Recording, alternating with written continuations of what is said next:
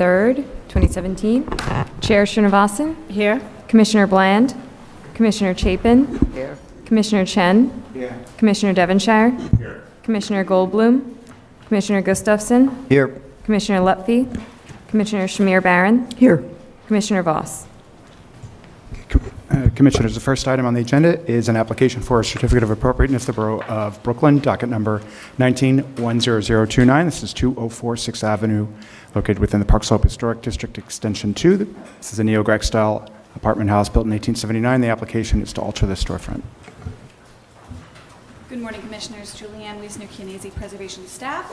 204 6th Avenue is located on the west side of 6th Avenue at the corner of Union Street between Union Street and Berkeley Place. The proposal is to replace storefront infill, install sliding display windows, and relocate and reclad an awning. I would now like to introduce the architect, Carla Karwas, who will describe the proposal in more detail.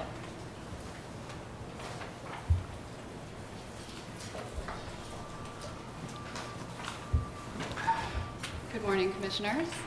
I'm Carla. I'm with NADA. I'm the architectural designer for the project. And I'm here with the owner, Kylie Sachs. We are renovating an existing deli, and we're converting it into a milk bar cafe. And we're doing a full gut renovation on the interior, and at the exterior, we'd like to restore the storefront to its former glory. We're basically going to be repairing all of the elements and replacing. We're removing the signboard. We're removing the security gate. We're removing, excuse me, the awning. And you can see this here. We have the view from 6th Avenue and the view from Union Street. So it's not basically all of the beautiful elements are hidden at the moment. We have gone ahead and removed the signboard to expose to our surprise this beautiful transom and lovely cornice, which we're going to be restoring. The existing storefront is in fairly poor condition. It's not original. There's gaps. It's not secure. That's why the security gate is still up. So our proposal is to replace the storefront with a new aluminum storefront. Let me just go back to this slide. And part of our proposal that differs from what was historically there is that we're going to add sliding windows. And I'll get to that slide in a moment. We're also going to be removing the existing awning armature, removing the fabric, preserving it for reinstallation, which we'll see in another slide. Here's a detail of the transom area, and you can see that the existing framing profile is metal. And we're going to be preserving everything you see here. We're cleaning it, scraping it, painting it,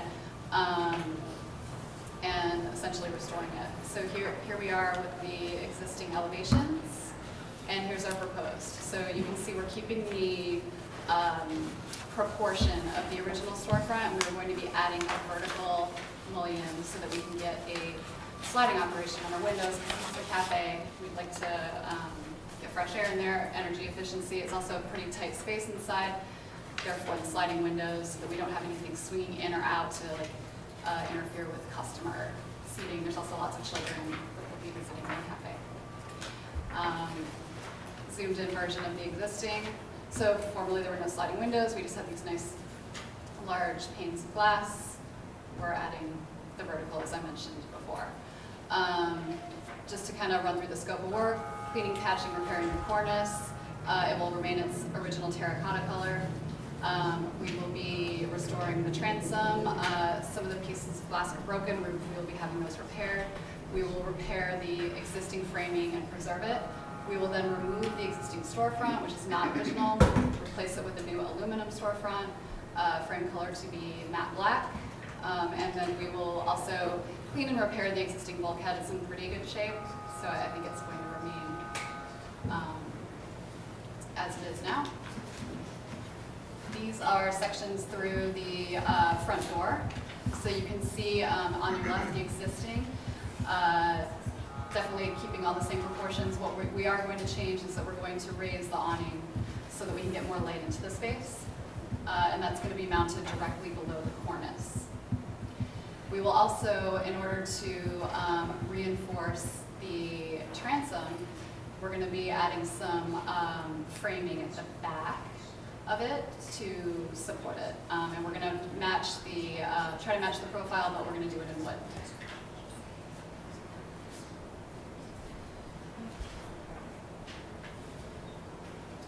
So you can see a detail of that blocking we have going on in the back here, which you won't see from the front. We're going to try to make it look beautiful from the inside as well. This is just the attachment of the storefront to the existing bulkhead. Standard. Here's our plan view, so you can see the operation of the sliding windows. Here's a collage of what we envision this to look like. So you can see everything's been restored, and you can see the new storefront in there. These are just some context photos of the adjacent buildings. So I think that in conclusion, we are restoring everything to its former beauty and inserting a nice new storefront with operable windows that will contribute to the energy efficiency and quality of life in the cafe. Thank you. Are there any questions? Any questions? We have one speaker, Patrick Waldo.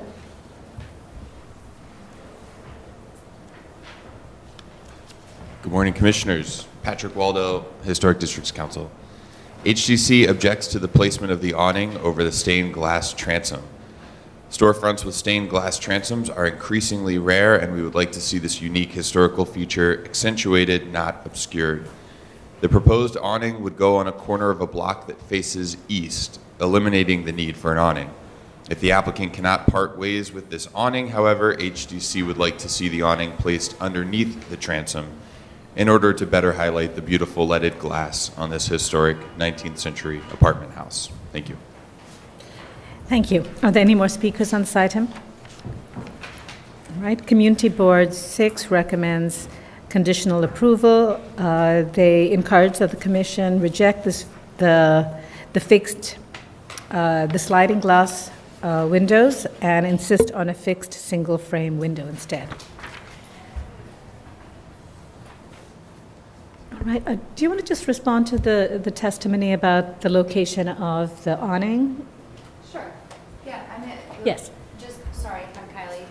We were wanting to put it higher because the space itself is somewhat narrow and dark, even with east facing, because there's on the side, you can see there's just one small window.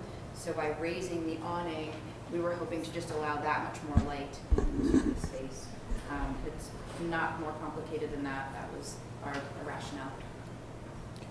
Thank you. All right. Do we have any other questions for the applicant? Yes, John? This question is probably for the staff. In a situation where you have such a unique transom, what's our history with that? Do we typically ask for awnings above or below, or have we confronted it before? I think in the past we have, it depends on the height. If it's too low, DOB guidelines would need to be higher, but I think that the transom generally should be uncovered, so.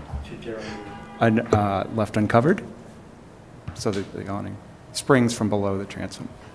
So, and the rules allow the staff to approve awnings either above a transom at the lintel of the storefront or at the transom bar. It doesn't distinguish whether it's because the transom is a significant feature or decorative glass. So either way, it would be allowed under the rules. And often, as Jared said, the height is dictated by each base of 7 feet above the sidewalk, 30 feet above the sidewalk, below is uncorrect proportion. So in this case, where are we? I mean, are we driven by compliance with DOB guidelines, or, and has staff already, is this actually before us, or has staff already approved the location of the awning? The awning is part of this proposal. If you notice, there's where it's being attached, there's some concerns about the profile as well. So the awning is before you. It is, in terms of, we were concerned about where the attachment is proposed for. That's not typical because it's a profiled element that they're connecting to.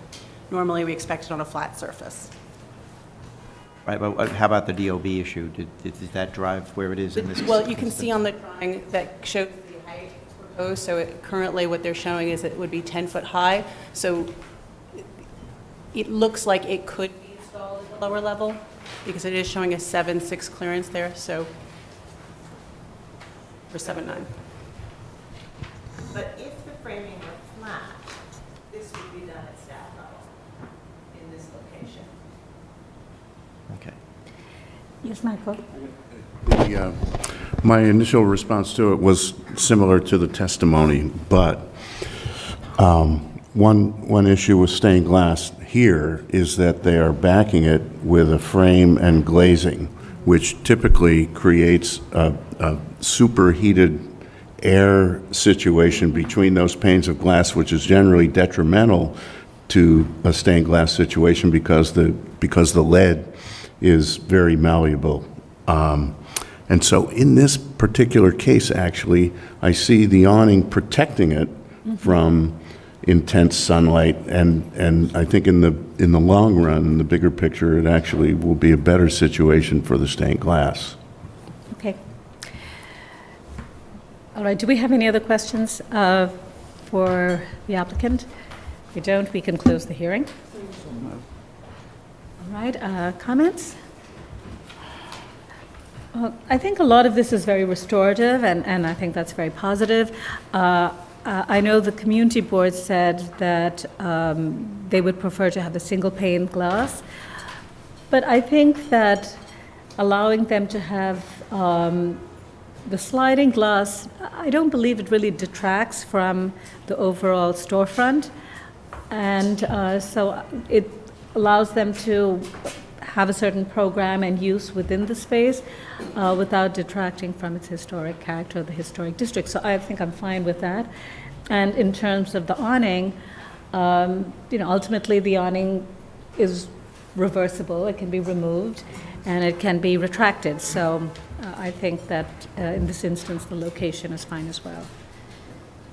Do any of the commissioners have any concerns? Okay, can you read that? Thank you.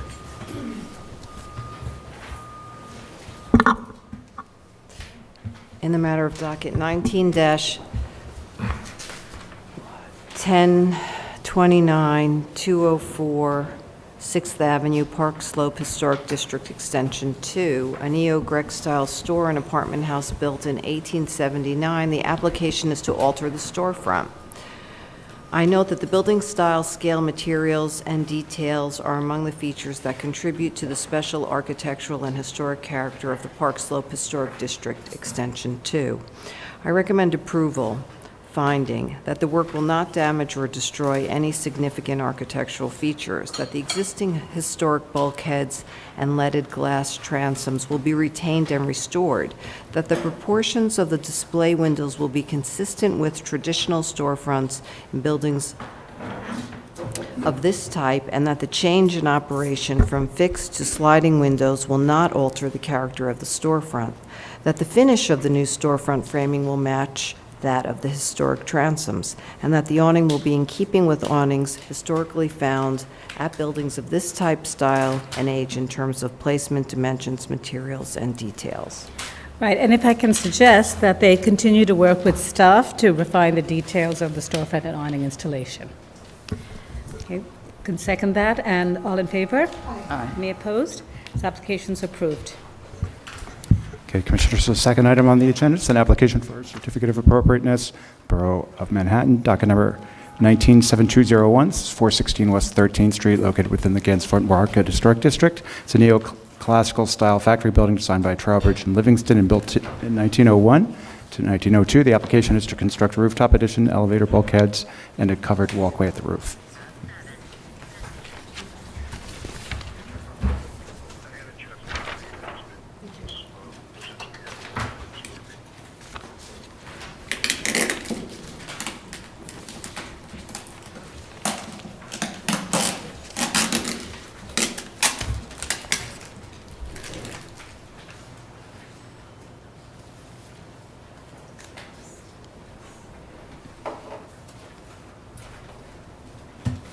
Good morning, Commissioners. Meredith Leap, Preservation Staff.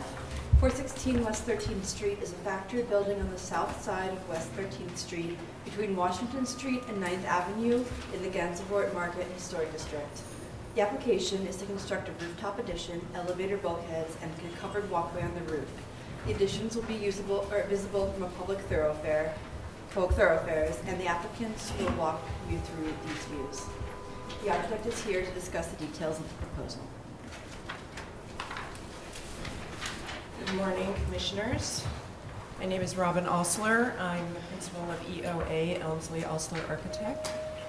And this project is one that we have actually been working in this building since 2006. This was the first building to go in front of you, the Landmarks Commission, when the district was calendared to be landmarked. It is a considerable presence in the neighborhood. It is the former Collier's Printing House. And the first application that we did was in 2006, which was to alter the ground floor so that the building owners could integrate retail into the building. So there is frontage on Little West 12th Street and West 13th Street. That application was approved. There was a second application in 2012 where we put the cornice back on one side of the building. We also added bike racks. In the first application, we worked on the first floor. In the second application, we replaced all of the windows on the second and third floor on both sides on Little West 12th Street and West 13th Street. So here is the tax photo of the building and an outline of the Gansevoort Market Historic District with our building in red. And we are proposing to do a rooftop addition. This is a commercial building. It has always been a commercial building.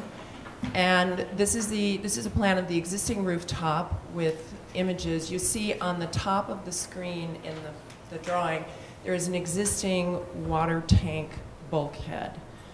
These water tanks have been removed, but the bulkhead still remains. You see it in picture number 2 there. The proposal is to add it's just under 7,000 square feet to the area near where on the north side of the building, we have a limit because there is a donut hole in the building. So you see that T shape is a courtyard. We are also proposing to extend the freight elevator, which is on the Little West 12th Street side, and the passenger elevator, which is on the 13th Street side, to the roof. We have to have access to this space for ADA reasons. So the bulkhead will be extended. We also have a covered walkway that goes from the West 13th Street side to the freight elevator as per DOB. So this is the West 13th Street facade. On the top, you see the existing facade with the new windows and storefronts. On the bottom, you see the proposed. The bulkhead for the passenger elevator is at the left, and you see a sliver of our addition at the roof line there. This is the Little West 12th Street side. Upper picture shows the existing, lower shows the proposed, and that is the freight elevator bulkhead that's exposed there.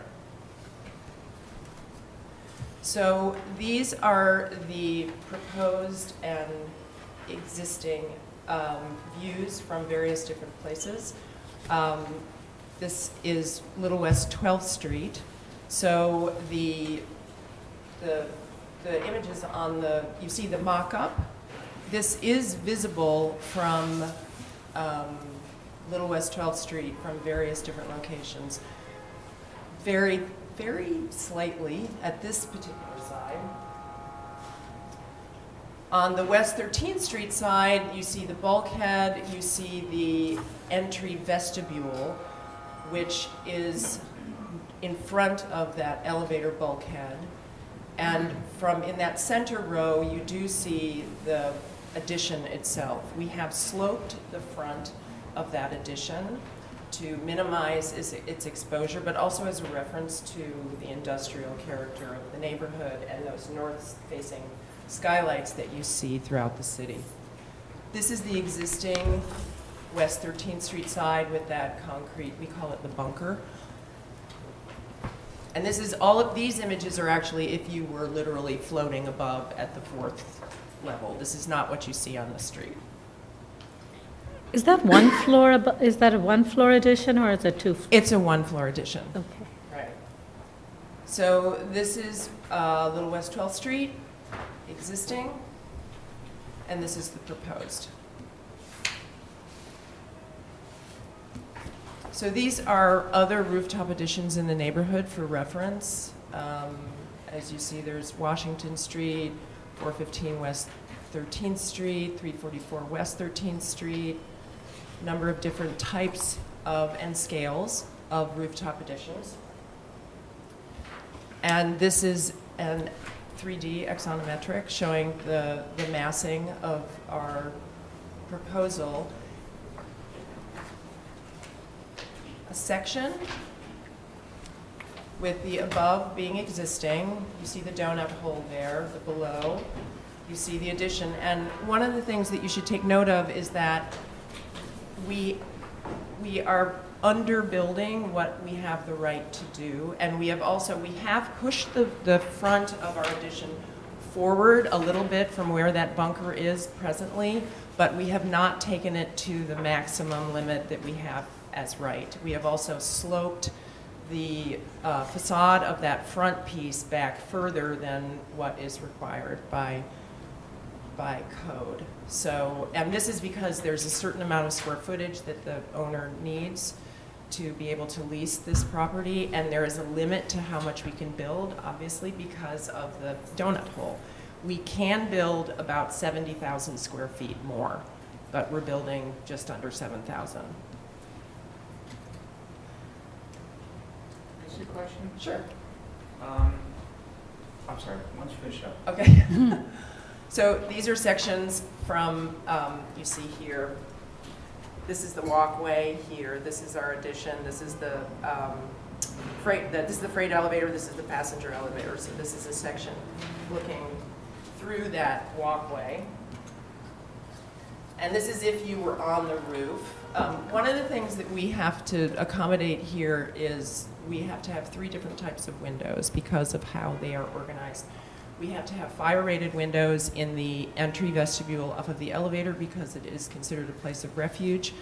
The skylight windows have to be a particular kind of window because they're on a slope, and then the vertical windows are another type of window because they are vertical. And we have succeeded in finding a pretty close match of all 3 windows. We're proposing to use a bronze-colored standing seam roof that covers this building. One of the reasons why we did that, you may recall that the windows themselves in the building are a dark green. And one of the reasons why we decided to do a dark bronze was to actually call less attention to the roof.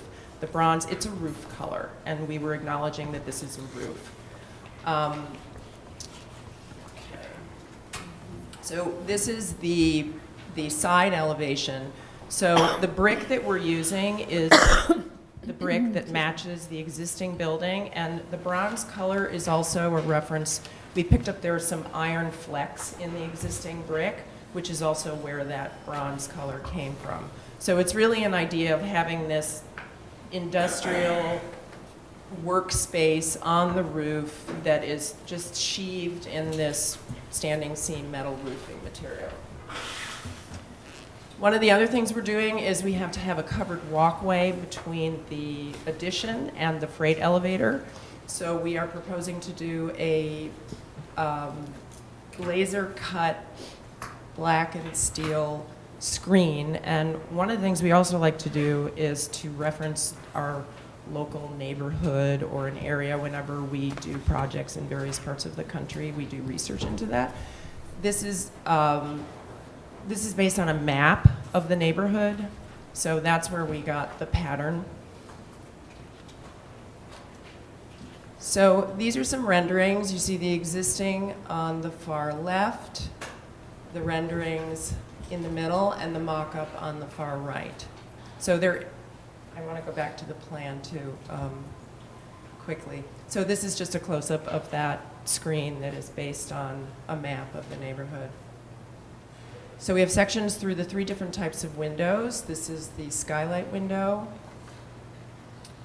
This is the vertical, this is the fixed window, and this is the fire-rated window. And this is a section through the elevator shaft. One of the things, this is an existing elevator shaft, and we cannot turn the elevator in any other direction than it's going right now. So, and there is actually something dropped out of the drawing. There's another wheel on top of that steel beam that you see sticking out. So we did extensive research into the elevator to see if we could get something that wouldn't require such a high bulkhead. We also tried to find an elevator that we could actually pivot so that we could have 2 sides of the elevator that were opening. And as of this point, there's just nothing out there. So, and this is a floor plan of the elevator where you see the shaft. One of the things I just want to quickly go back to is the floor plan.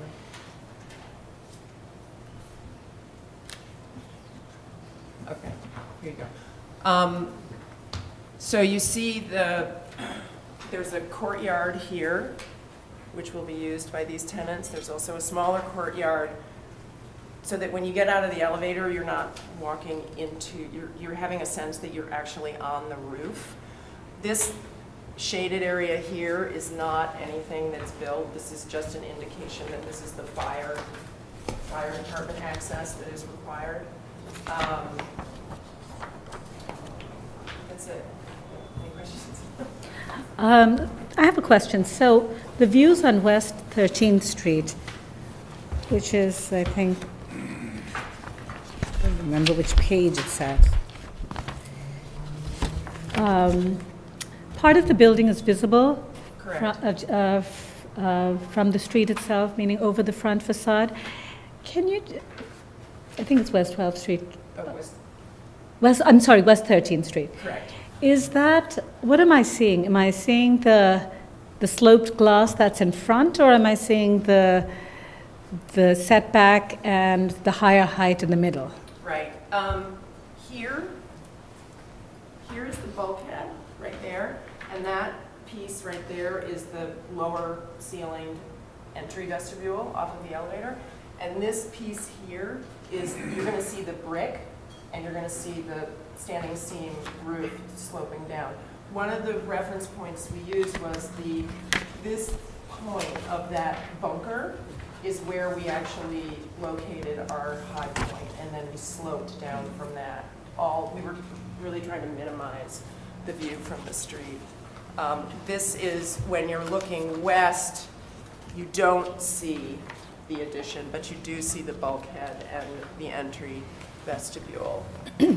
This, from the High Line, you obviously see more because you're higher up. So here you would see the skylight windows, you would see the brick side, you would see this roof wrapping the facade, and you see the bulkhead and a piece of the entry vestibule. This is the side where it is the most visible. Okay. Michael, you had a question, right? All right. Are there any other questions? Any questions? All right, we'll take testimony. Patrick Waldo. Patrick Waldo, Historic Districts Council.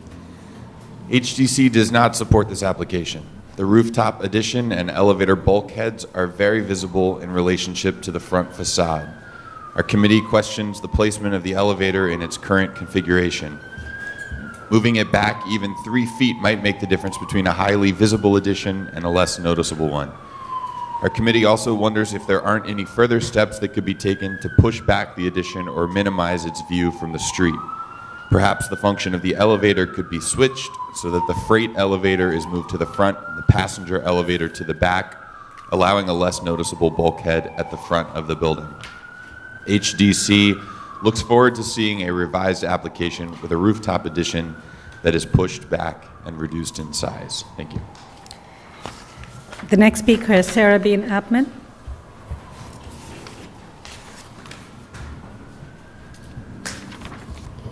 Sarah Bean Appman, Greenwich Village Society for Historic Preservation. GVSHP does not support the proposed addition to the Colliers Building as proposed and urges the Commission to reject the current plan. We recognize that the Commission finds that change is a defining characteristic of much of the Gansevoort Market Historic District, and that therefore continued significant evolution of buildings is often allowed. However, this is largely premised on many of these buildings having undergone significant changes over time, with floors and features added or subtracted. This is not the case for the Colliers Building, which according to the designation report was designed in 1901 by the noted firm of Trowbridge and Livingston, and which, with the exception of the loss of its cornice, survives very much intact as when it was built over a century ago. As a work of architecture, as the printing house of a highly influential American publication, and as the place in which a young E.E. Cummings is known to have written one of his very first and most celebrated published poems, Buffalo Bill's Defunct, any application for changes to the Colliers Building deserves an exceptionally high level of scrutiny and a high bar for approval. The proposed rooftop addition does not relate well to the existing building, either in location, massing, or cladding materials. They are too intrusive and do not sit comfortably on this building. The dark standing metal seam, cladding, and the black screen design are jarring and not in keeping with materials or design of the building. Adjustments to the massing, as well as the use of more deferential materials, could affect a more appropriate and sensitive alteration, which should be minimally visible, discreet, and deferential to the design of the building. Thank you. Thank you. Are there any more speakers? Community Board 2 recommends approval of this application. Do you want to respond to the testimony? Can you just speak to the issue of the elevators? Is that the current location? It is, and it goes through the entire building. There are, the entire building is organized around these elevators. Mm-hmm. There are other spaces, workspaces, mechanical shafts. It's impossible to relocate those elevators. Okay. So, that's that. Yes, Michael. I have 3 questions. Yes. What's the main use in the building? Are there any industrial uses, or is it mostly office? It has changed over time. There is a restaurant on the first floor, for example. There used to be a very large nightclub in that space where the T was, Buddha Bar. Number of fashion companies, branding companies. Now it's turning into technology companies. There were hairdressers. It's quite The reason I vast, ask is that right? you're showing a new service elevator too, right? Correct. Why couldn't people use that one to get up to the roof?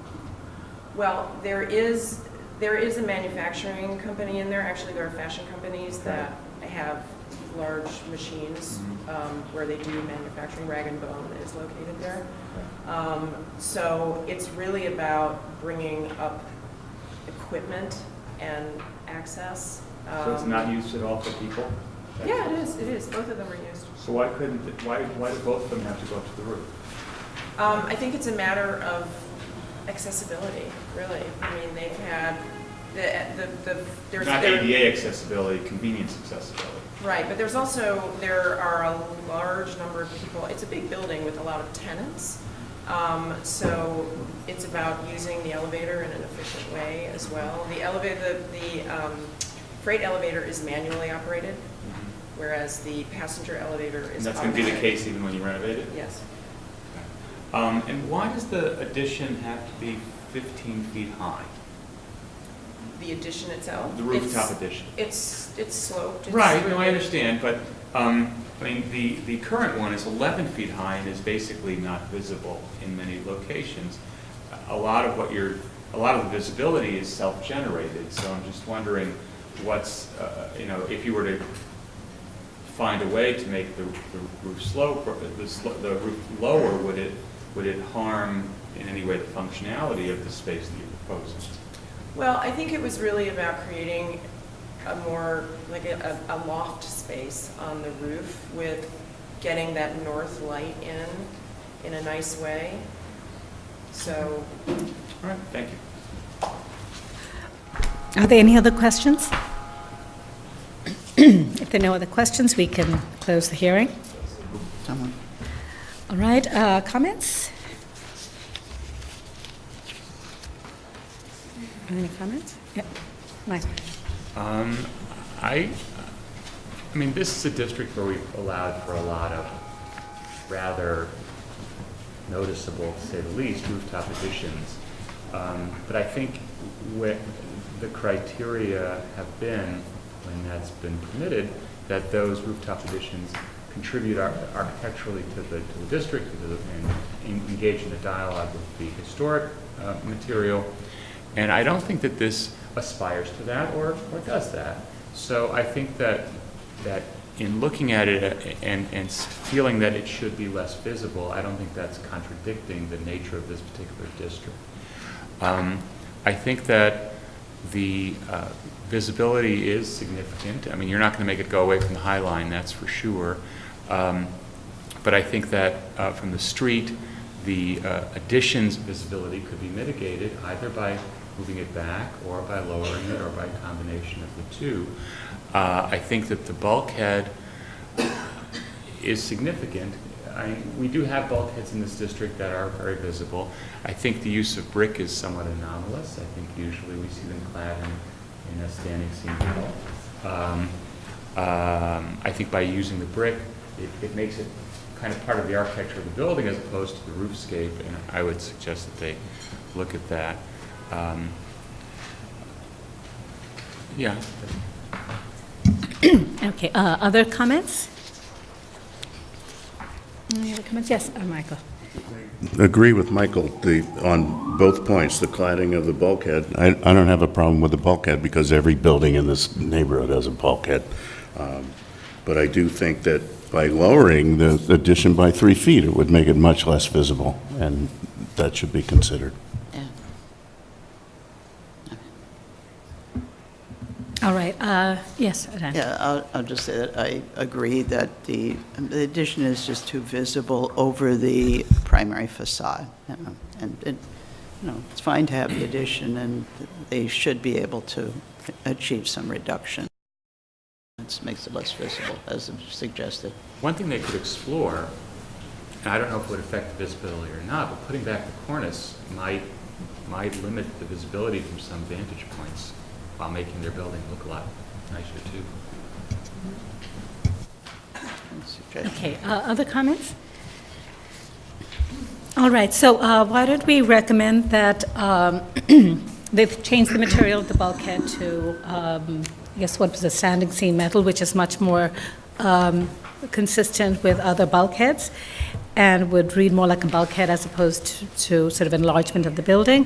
And why don't we ask them to work with staff to reduce the visibility along the front facade? It's primarily West 13th Street, and it can be achieved in a couple of ways, which is either reduce the height or to set back the building a little bit further. I think right now it's set back about 6 feet.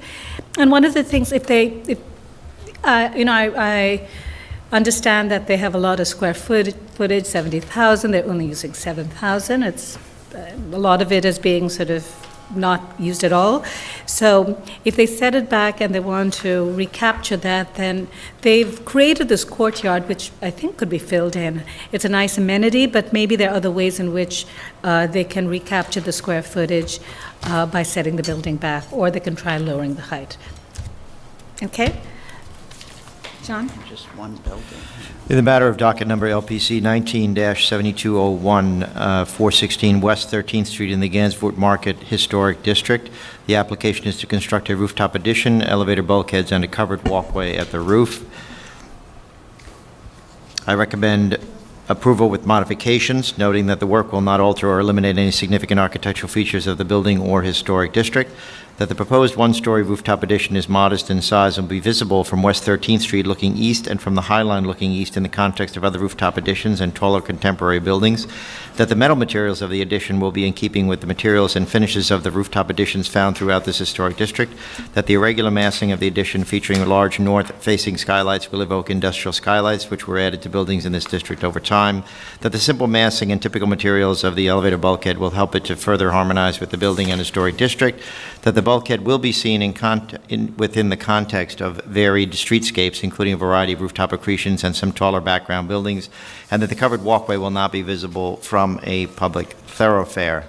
However, I note that I find that the visibility of the addition and bulkhead seen directly over the north facade from across the street detracts from the significant architectural features of the building, and therefore I recommend that the applicant work with staff to reduce the to reduce the visibility by either lowering the height of, reduce the visibility from directly across West 13th Street by either lowering its height by several feet or by setting it back further, and that the bulkhead be clad with standing seam metal or other material that is consistent with other bulkheads rather than brick. All in favor? Any opposed? This application is approved.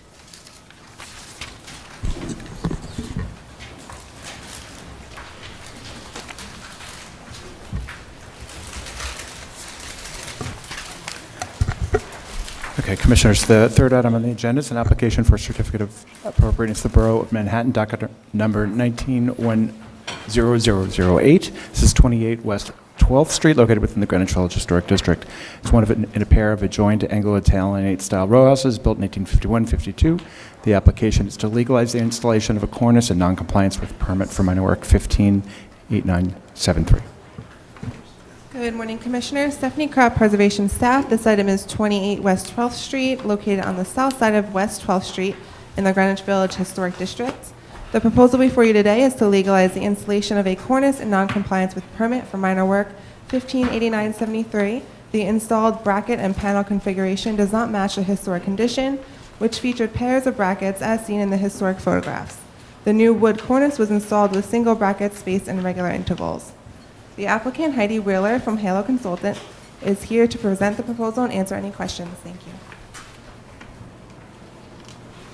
Good morning, Commissioners. As Stephanie stated, 20 West 12th Street is located between 5th and 6th Avenue in Greenwich Village. Here we have the designation photograph and the existing conditions photograph. It's a little difficult to see the designation detail, but hopefully we can make it out. Hampson Sisler purchased the building in 1982, and at that time the cornice was actually missing. He does not know if the cornice fell off or if it was removed because of its deteriorated condition. Fast forward to 2015, Hampson made the decision to restore the facade because it was deteriorated significantly and install a new cornice at that time. Between 2015 and 2017, we interviewed several facade renovation contractors and decided on one, Progeny Restoration, who had actually received awards from landmarks. Hence, we were pretty confident with their ability to produce a good product. 24 West 12th Street and 28 West 12th Street actually used to be one building. 24 West 12th Street is now Casa Italiana, NYU, and the buildings, of course, are now separate. On the picture on the left, 28 West 12th Street is the building on the right, and 24 West 12th Street, which is the NYU building, is on the left. The original cornice, here's a close-up of the two buildings. So the original cornice appeared to be one piece going across. However, of course, being that they are two separate buildings, there's definitely been some changes in the characteristics over the years. The contractor installed an additional bracket. The drawings had 4 brackets on the drawing, so they installed an additional bracket. The architectural design of the scrolls on the brackets are the same. The paneling is the same as the drawings. It's just they took it upon themselves to install an additional bracket, which in hindsight could have been better structurally, as we don't know how the original cornice became loose or was removed in the first place. Another area that Landmarks has brought to our attention was the connecting piece, which was on the original cornice many years ago, which would basically be a panel in between these two brackets. Being that they are two separate buildings, that was assumed to have to be installed. This is the 28 West 12th Street, 1940 historic photograph. You can't really see the cornice in that picture, but again, this is the designation photograph. So this is a 1980 historic photograph of 28 West 12th Street here. You can see that the cornice is already starting to lose its architectural features. I don't know how those components were removed. I don't have history of the building going back that far. So the rest of these pictures are various buildings in the neighboring streets, some showing 5 brackets, some showing 4 brackets. Personally, we don't feel that the additional bracket on the cornice takes away from any of the historical beauty of the cornice. I actually think that having slight architectural differences in the buildings in Greenwich Village actually add talking points and add beauty to the building. And I think that adding an additional bracket is such a minor change that doesn't really deviate from the design. It actually adds more structural support.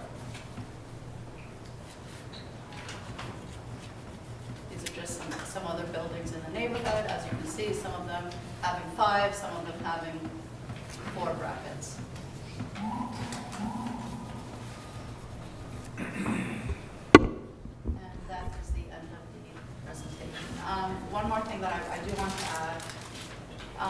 If we are unsuccessful with legalizing the cornice, the reason why we chose to come to the hearing is because to, in fact, change the cornice as it is now and go back to 4 brackets would require putting up a whole new scaffold, sidewalk bridge, and really taking the cornice and modifying it, because you can't just modify it in the position that it is now. At the time that it was installed, the scaffold bridge and the net was completely up. I'm the actual building manager. I was 2 weeks away from giving birth, so of course I was in no condition to climb to the top of the scaffold to see if they were installing it according to drawings. When the scaffold was removed, the additional bracket did not even raise a concern because we didn't think that that was going to be an issue.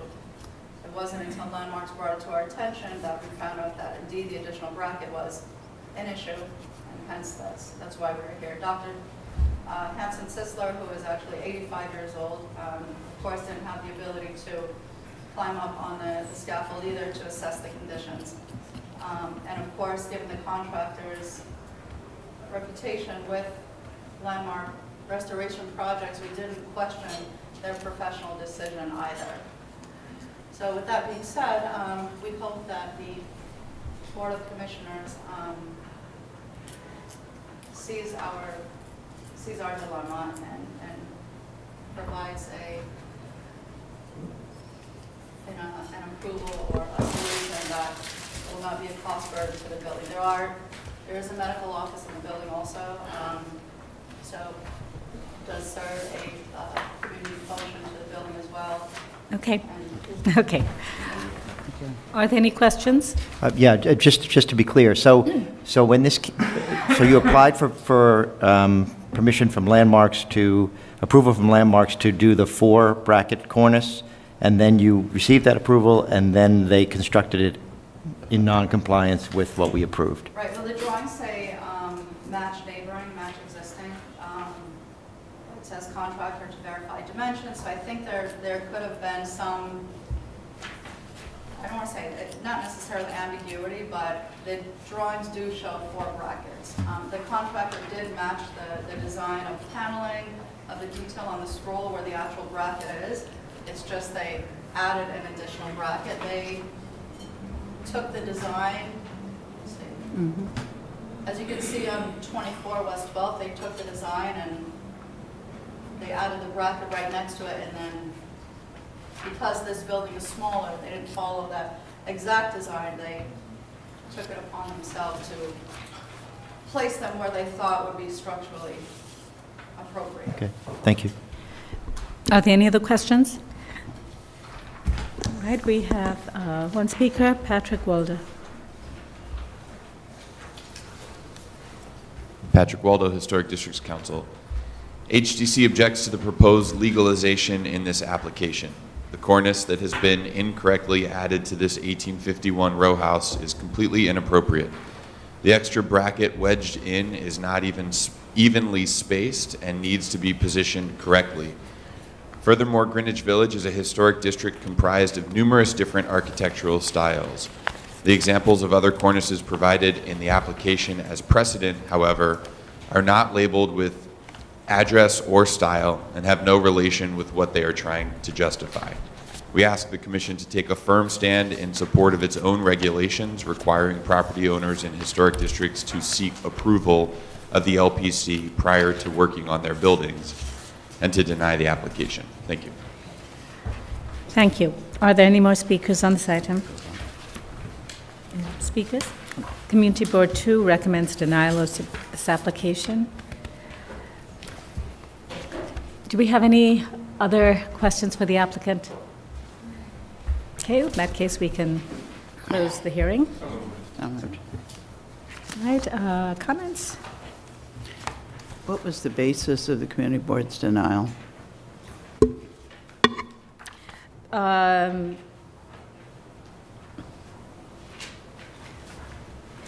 they said that the applicant showed photos reflecting a variety of cornice configurations, but none of them showed 5 brackets on a 20-foot wide house. Thank you. All right, comments?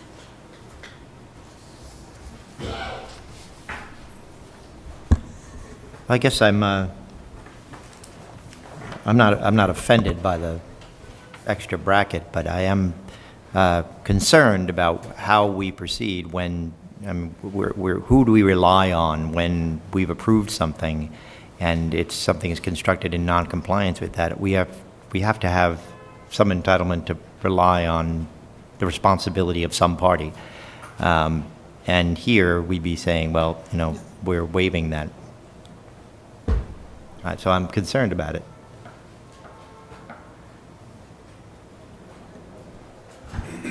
Right, I mean, it's probably a long process, but presumably if you have a contractor who's not doing work according to specs, then, and there are costs associated with remedying that, then somehow it seems like that's where the owner would have to find some way of compensating for the additional cost, but the work hasn't been done according to the contract.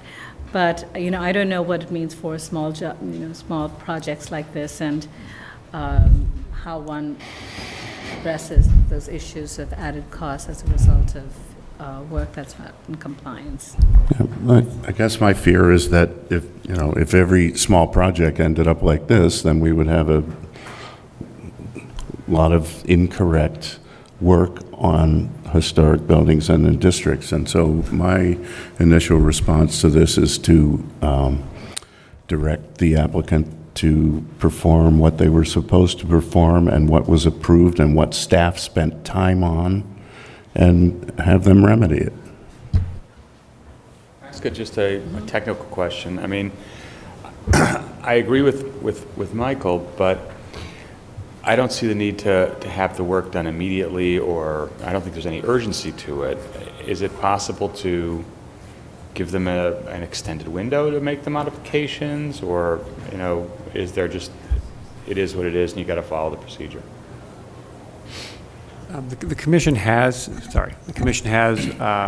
sometimes conditioned corrective action on occurring within a particular amount of time. Sometimes it's the C of A is a 6-year period, so they could certainly do it within the course of the six-year period. On some occasions, and I can't recall the circumstances off the top of my head, there have been a little bit longer periods of time. Okay. Just clarify, I'm sorry. So does that mean that the violation remains in place? Well, the violation would remain in place, well, I mean, isn't it that in the- terms of, yeah. in terms of what the effect is, in other words, if they came in and wanted to do other work, we would allow that other work to go forward. So it wouldn't impede other work from occurring. If they wanted to refinance, for example, you know, we would have to have, there'd have to be a conversation with the bank explaining what the situation was. But, We've done.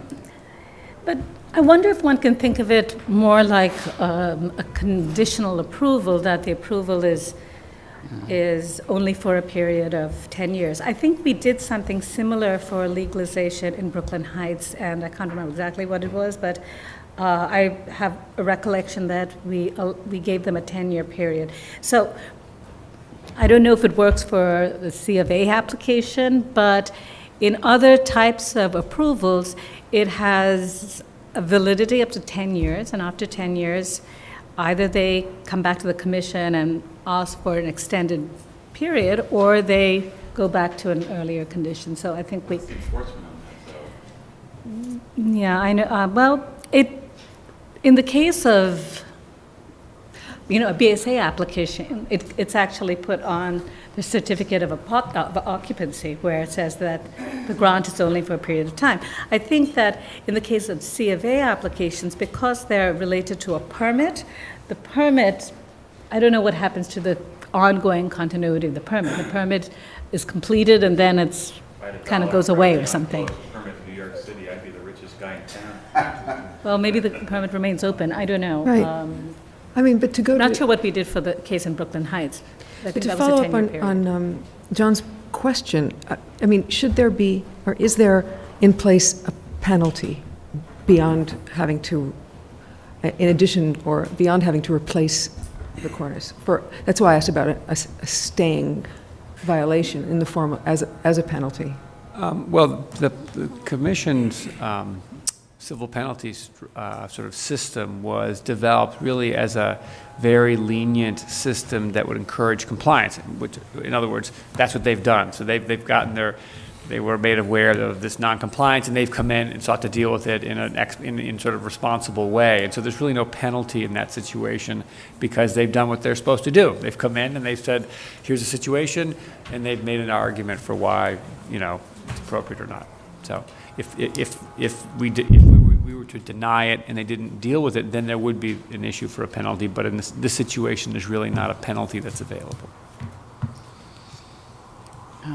Yes, Dan. Yeah, I just sort of had a question about the, so the approved cornice was a separate cornice with 4 brackets. Like, you know, the adjacent building, which is now separate, as they pointed out. I mean, obviously, well, it's clear that it reads right now as a separate building because of the difference it looks like in the brick color, if anything, also. But, so there were 6 brackets on the adjacent building, and we approved, I don't remember this, if I was there at the time when it was approved, but... It was done at staff level. Oh, okay, it was done at staff level, okay. So staff approved 4 and a separate cornice, I take it, not an extension of the original cornice. Separate plus little panel film. Yeah. I mean, I think the staff commissioners... Staff did approve sort of a continuation of the cornice between the 2 buildings. And so what you see in that 80s photograph there really shows what staff approved minus the actual brackets and the projection of the cornice. It shows the proper spacing and panel size and then the continuous panel between the brackets at the property line. Okay. And just to follow up on Corey's comment, the reason, so the staff approved recreating the missing cornice, and the staff was able to do that because it matched the historic condition, and the staff did it as a restoration. And so when someone deviates from the historic condition, they have to come to a public hearing, and that's why this item is here before you today, not simply because it's a violation and they did something that was not in compliance with the permit, but because it doesn't match the historic condition. And I would say that there have been many times when the commission has found it appropriate to do a different variation on a cornice when a historic cornice is missing. So that's something that you all can think about, whether in this context, a deviation in the historic cornice detail is appropriate. It's something that you've found appropriate in the past. Yes, and if when the we cornice were is to missing. treat them as two buildings, then this building, you'd have to have examples that it was reasonable for this type of building to have a 5-bracket cornice. In this case, staff approved a set of drawings and specifications that indicated there would be 4 brackets on this. That they would So match there was the staff historic. time expended working with the client to make sure that this thing went through properly. And then did staff approve this following the work? Was there a closeout on the project? No. Well, one thing that I might suggest with regard to a time frame is that every paint application has a performance life, and typically in New York City, it's somewhere between 5 and 7 years. And what we might suggest is that because they are going to have to rescaffold this building in 7 years maximum to redo the paint, they may take that opportunity to correct this work. So we could dovetail it actually with the 6-year period of a C of A. Art, would that work? Sure, that's certainly been something we have done in the past. But are we doing it in the framework of no, but you have 7 years to fix, or yes, but you have to fix it after 7 years? I think yes, and then you have to fix it after 7 years. My only question with that is what's the enforcement method? I mean, I think that, I'll double check, but normally what happens is the violation stays open That's and we deal with the consequences Exactly. as the questions arise. And I think that's the safest way to do it. As long as there's no major onerous penalty to them in having that shadow on their reputation, I think that helps everybody stay on board. Violation stays. That was my question. Exactly. Is that what the commissioners want to do? Okay. Yes. So we'll have to write. Okay, so we're going to just modify this, and we will, after it's just quickly drafted, we will bring this back for a vote. So we're not going to take an action now. We'll be taking an action in a little while.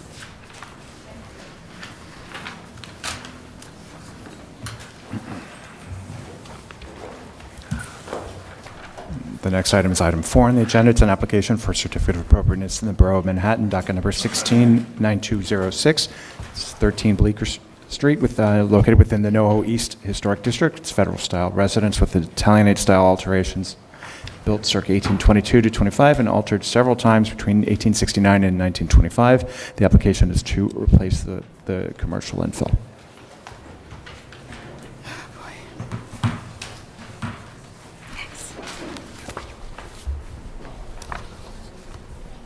Good afternoon, Commissioners. Catherine Durrett, Preservation Department staff. The proposal is for alterations at the previously altered commercial ground floor at this building in the NoHo East District opposite Elizabeth Street, and the architect, Mike Rosani from Michael's Unrack Architects, is here to describe the proposal.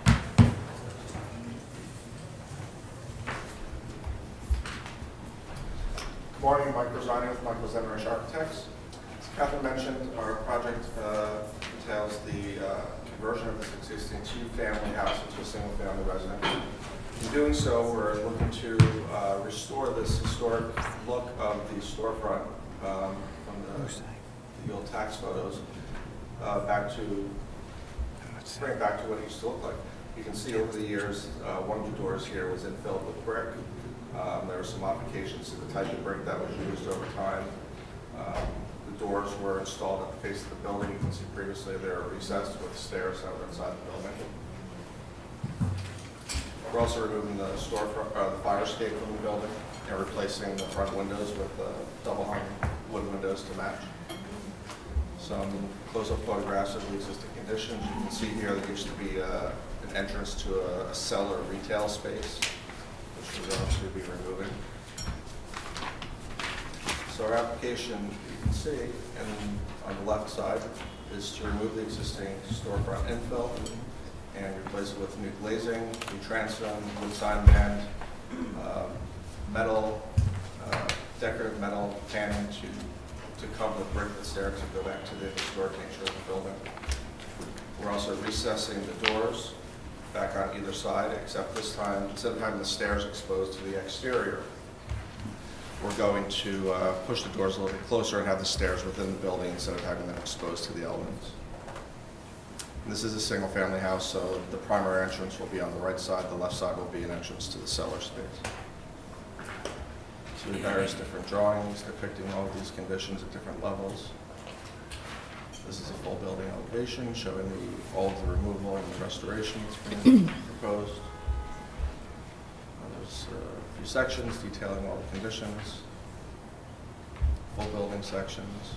As part of this proposal, we have a bunch of other elements that's being worked at staff level as far as the rear of the building and interior modifications.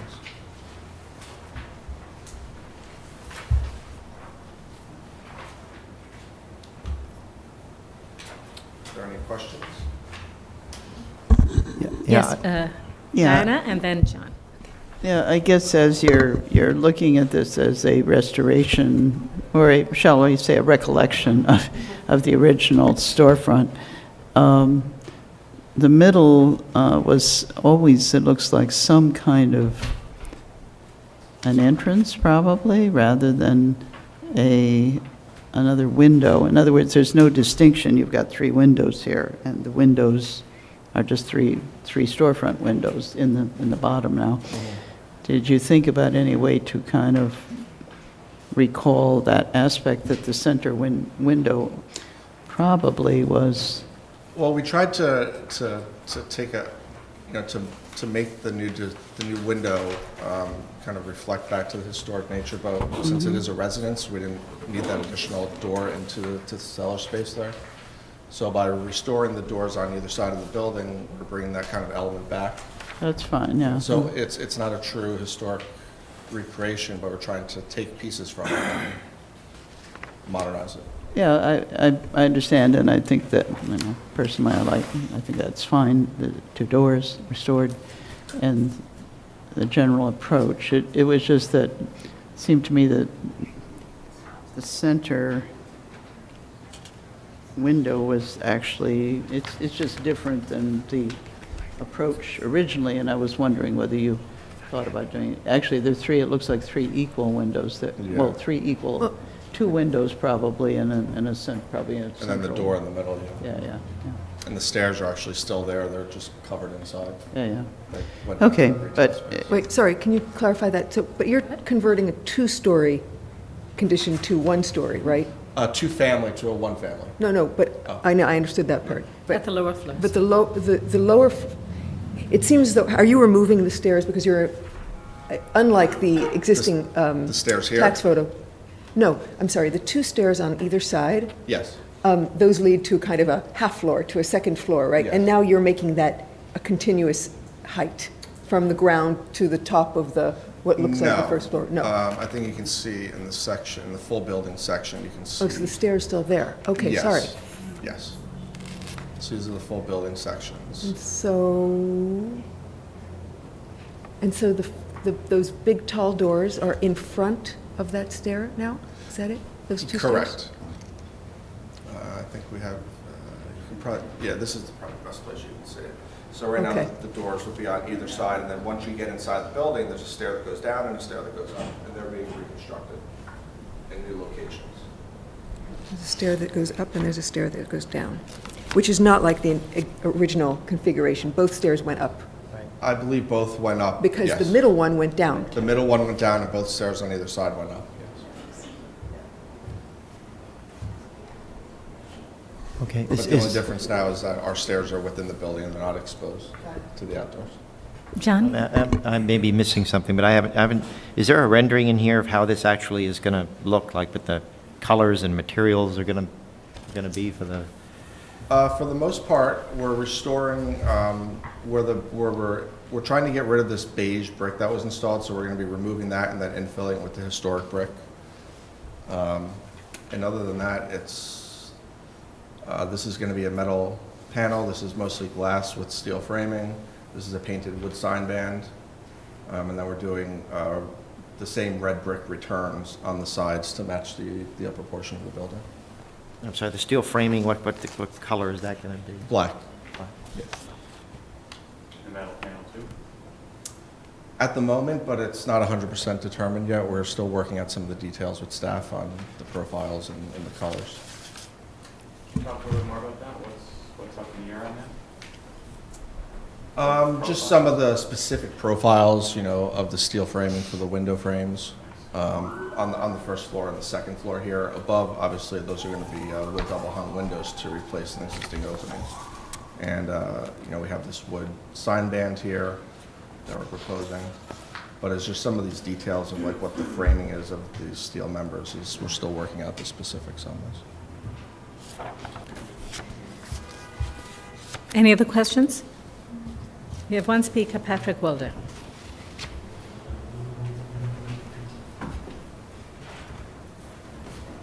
Patrick Waldo, Historic Districts Council. While 13 Bleecker Street has been altered several times between 1869 and 1925, many of these alterations have added style and character to this charming federal-style home.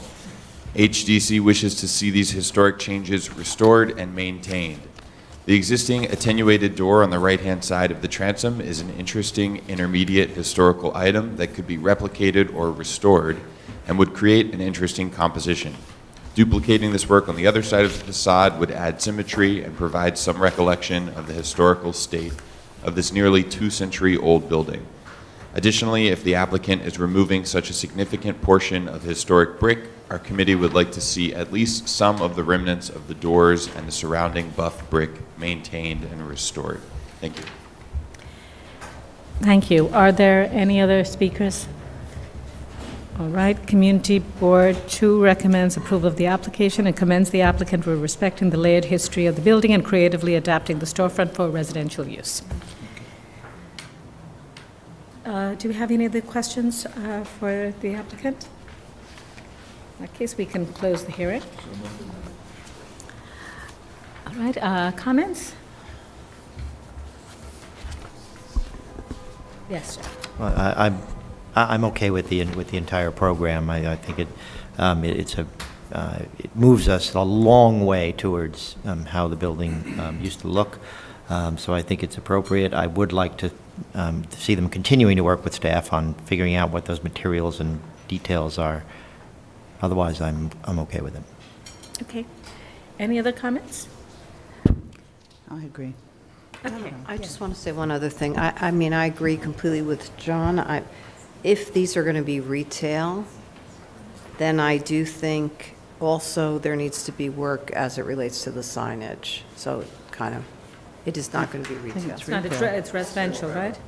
It's not retail, it's Residential. residential. It's a conversion in effect, but using the commercial. Right, because that's what aspect. historically was there at one point, at one layer. Yeah, right. Yes. Okay, thank you. Exactly. Okay. In the matter of LPC 169206, 13 Bleecker Street in the NoHo East Historic District, a federal-style residence with Italianate-style alterations built in 1822-25 and altered several times between 1869 and 1925, the application is to replace the commercial infill.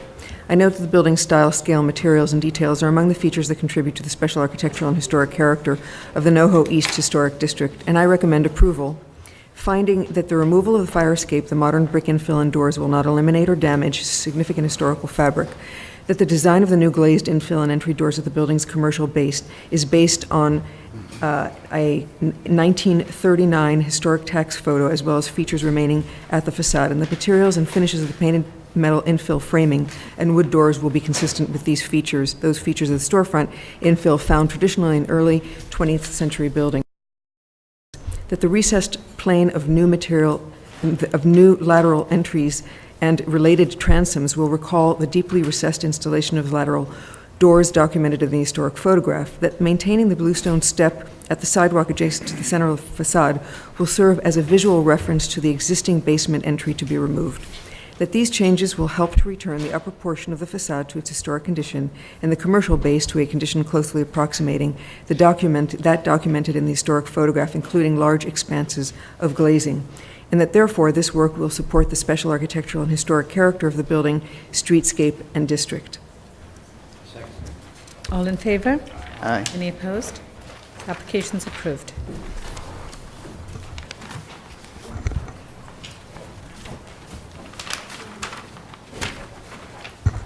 Okay, Commissioners, the fifth item on the agenda is an application, or we'll take the fifth and the sixth. It's docket number 19-10930. This is 31 Bond Street, NoHo Historic District Extension. This is an application for a certificate of appropriateness. It's a Renaissance Revival style store and loft building designed by DeLemos and Cordes and built in 1888-89. The application is to remove the existing fire escape and replace the storefront infill. And then item 6 is docket number 19-09630, also 31 Bond Street, NoHo Historic District Extension. And this is for a modification of use in bulk. Application is to request that the Landmarks Preservation Commission issue a report to the City Planning Commission relating to a modification of use pursuant to Section 74-711 of the zoning resolution. Good morning, Commissioners. Caroline K. Levy from the Preservation Department.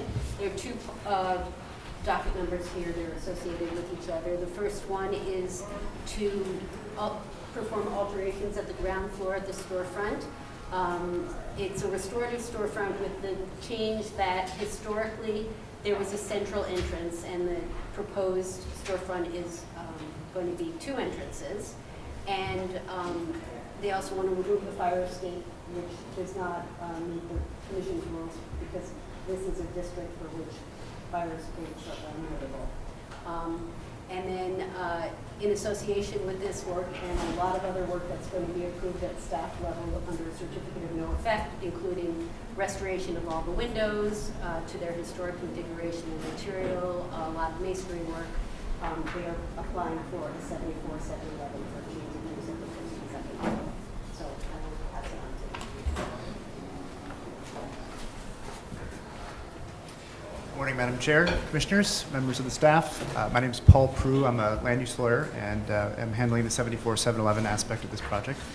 As you may or may not be aware, in the M15B zoning district that this site is located in, under section 4214 D2B, below the second story's floor, you may not have standard retail uses. You're limited to a set number of uses in use group 7, 9, 11, 16, and 17. And so we'd like to use the 74-711 special permit to open that up and to allow standard use group 6 for an as yet to be determined retail use. And so that's what we're requesting permission from the City Planning Commission for, and we're working with your council's office to set up a preservation program to meet the conditions of that special permit. And with that, I'll turn it over to our architectural team, Matthew Baird from Matthew Baird Architects. Thank you, Commissioners. You've seen this project before. It has gone through several iterations. Due to a change in investment strategy, the owners have decided not to pursue the formerly approved renovation of this building for residential use, and instead are keeping it for commercial use. Therefore, we will not be adding on the roof. We will not be removing the back facade or changing any of the existing square footages in the building. Our work is simply limited to restoring the front facade and doing additional masonry work and window replacement on the back facade, as well as removing the fire escape and restoring the storefront, as Paul mentioned. That's it. Oh, okay. Are there any questions? Just to clarify, so is the fire escape historic? Or is it? It has, no, it was not. It's not original to the building? All right. And it has no historic detail. Yeah. All right, so it's before us merely because the district is one where, I guess, fire escapes are significant. Okay. All right, are there other questions? You're changing the color of the cornice? Yes, the color of the cornice will now match what we found in the paint investigation as an original color. Thank you. Any other questions? Are there any speakers on this item? All right, there are no speakers, and Community Board 2 recommends approval of this building as presented to restore this beautiful building, but offers no resolution of the land use changes proposed. So when it goes before city planning, they'll comment on the use change, but they support what's before the Landmarks Commission. All right, do we have any other questions? I think we can close the hearing. Thank you. I think it's a very good project. I remember its earlier iteration, and so this one really is essentially a restoration project, except for those two features, which is the ground floor and the entrances. But I think the changes that they're making are very much in the spirit of the building, and they're bringing back all these beautiful windows. It's just this very nice building, and it'll be a great asset on the street and the district. And we'll have a preservation plan as well. Yeah. And the fire escape is not decorative, and it's really obscuring a very beautiful building at this point. So I think that removing the fire escape is appropriate in this case. Okay, good. So if there are no other comments, we can read the resolution. Dana? In the matter of a application for modification of use and bulk, Borough of Manhattan, LPC 1909-630, 31 Bond Street, NoHo Historic District Extension. Application is to request that the Landmarks Preservation Commission issue a report to the City Planning Commission relating to a modification of use pursuant to Section 74-711 of the zoning resolution. I recommend approval, noting that the building's style, scale, materials, and details are among the features that contribute to the special architectural and historic character of the NoHo East Historic District Extension.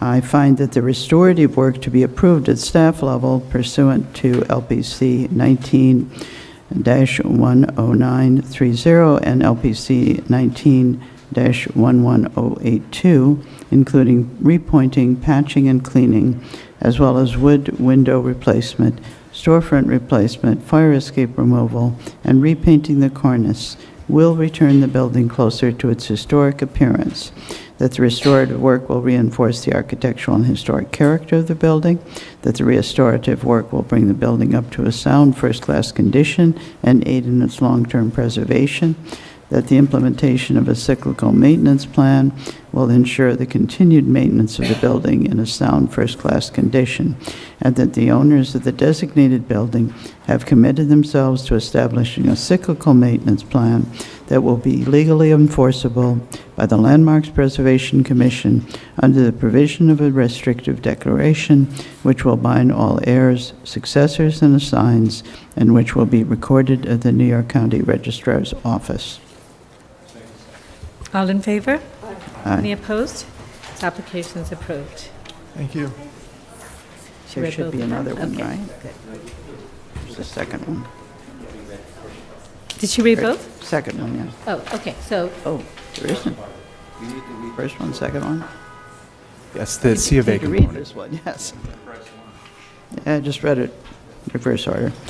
well, the team is In the matter of a certificate of appropriateness, Borough of Manhattan, LPC 19-10930, 31 Bond Street, NoHo Historic District Extension, Block 529, Lot 25. Application is to remove the existing fire escape and replace storefront inflow.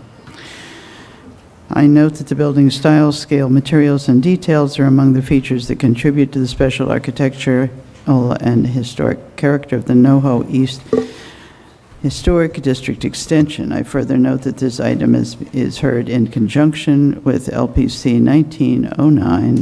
1909-630, an application for a modification of use at the cellar and first floor.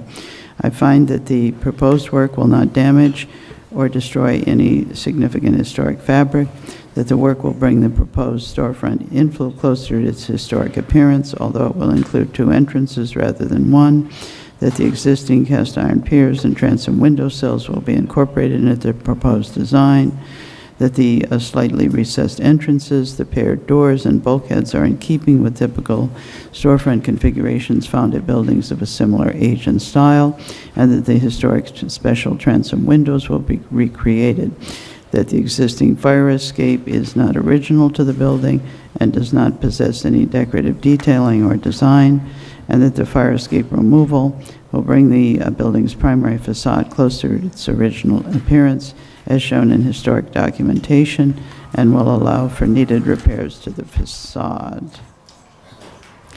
All in favor? Aye. Any opposed? This application is approved.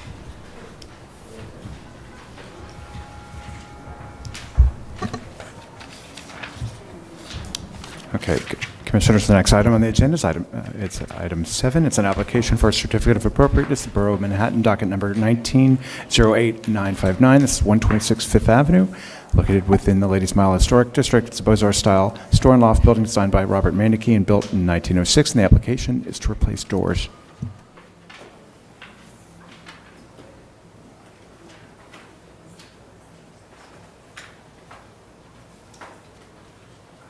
Good morning, Commissioners. Ann Jennings, Preservation Staff. This application is for 126 Fifth Avenue. It's in the Ladies Mile Historic District, and it's to replace entrance doors. You can see some historic photographs through time here. Here's the existing doors. So what they're proposing to do is to take out these existing doors in this transom. I'll show you the drawings. These are some examples. And they're proposing to put in, they're keeping the transom up above, and they're putting in these simple glazed doors down below. The details, and here are some at the building. There are similar doors, so you can get an idea of the context of the block. These storefronts were approved at public hearing. And then again, here are the doors from the exterior. And the applicant is here if you have any questions.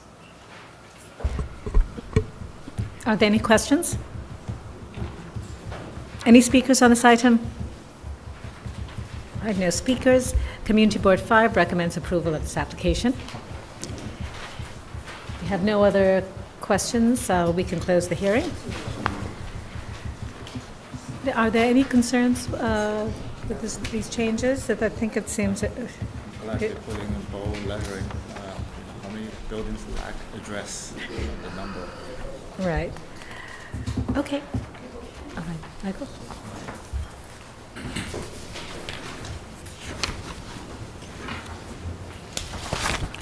Regarding 126 Fifth Avenue in the Ladies Mile Historic District, the application is to replace the doors. I note that the style, scale, materials, and details of the building are among the features that contribute to the special architectural and historic character of the Ladies Mile Historic District, and I recommend approval, finding that the proposed work will not remove any significant historic architectural features or fabric and will replace modern existing doors and a transom, which are awkwardly related to the entrance in terms of their proportions and finish, that the proposed doors will be well scaled to the opening and feature a paired configuration and the predominance of glazing in keeping with doors historically found at entrances of this type, style, and age, that the limited framing of the doors will be in keeping with the framing found at modern doors at the storefront at the neighboring bay of this building, as well as at doors at adjoining buildings within the streetscape, and that the infill's simple design and details and its setback placement and small size in relation to the masonry facade will help it remain subordinate to the historic architectural features of the building and a discrete presence within views of the building and streetscape. Okay. Second, all in favor? Aye. Any opposed? This application is approved. Okay, Commissioners, the next item on the agenda is item 8. It's an application for certificate of appropriateness in the Borough of Manhattan, docket number 184636. This is 50 East 96th Street, aka 1369 through 1379 Madison Avenue, located within the expanded Carnegie Hill Historic District. It's a neo-Renaissance style apartment building designed by George F. Pelham and built in 1905-06. The application is to construct a rooftop addition. Good morning, Commissioners. Karina Bishop, Preservation Staff. The application before you is 50 East 96th Street, located on the southeastern corner of 96th Street and Madison Avenue in the Carnegie Hill Historic District. The proposal includes the construction of a 2-story rooftop addition and raising the parapet wall of the eastern lot line elevation. The addition will be visible from the north and south on Madison Avenue and to the east and west on 96th Street, and will be minimally visible from Central Park. Misha Hunter is here to get the presentation started.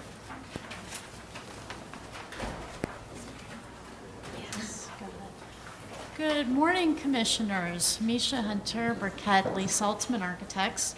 Let's see here. The project before you, as Karina presented, is concerning both a proposed rooftop addition that's before you today, but a number of scope items will also be reviewed at the staff level, including facade restoration, some interior alterations, as well as a storefront master plan to be designed in compliance with the Commission's Madison Avenue guidelines. So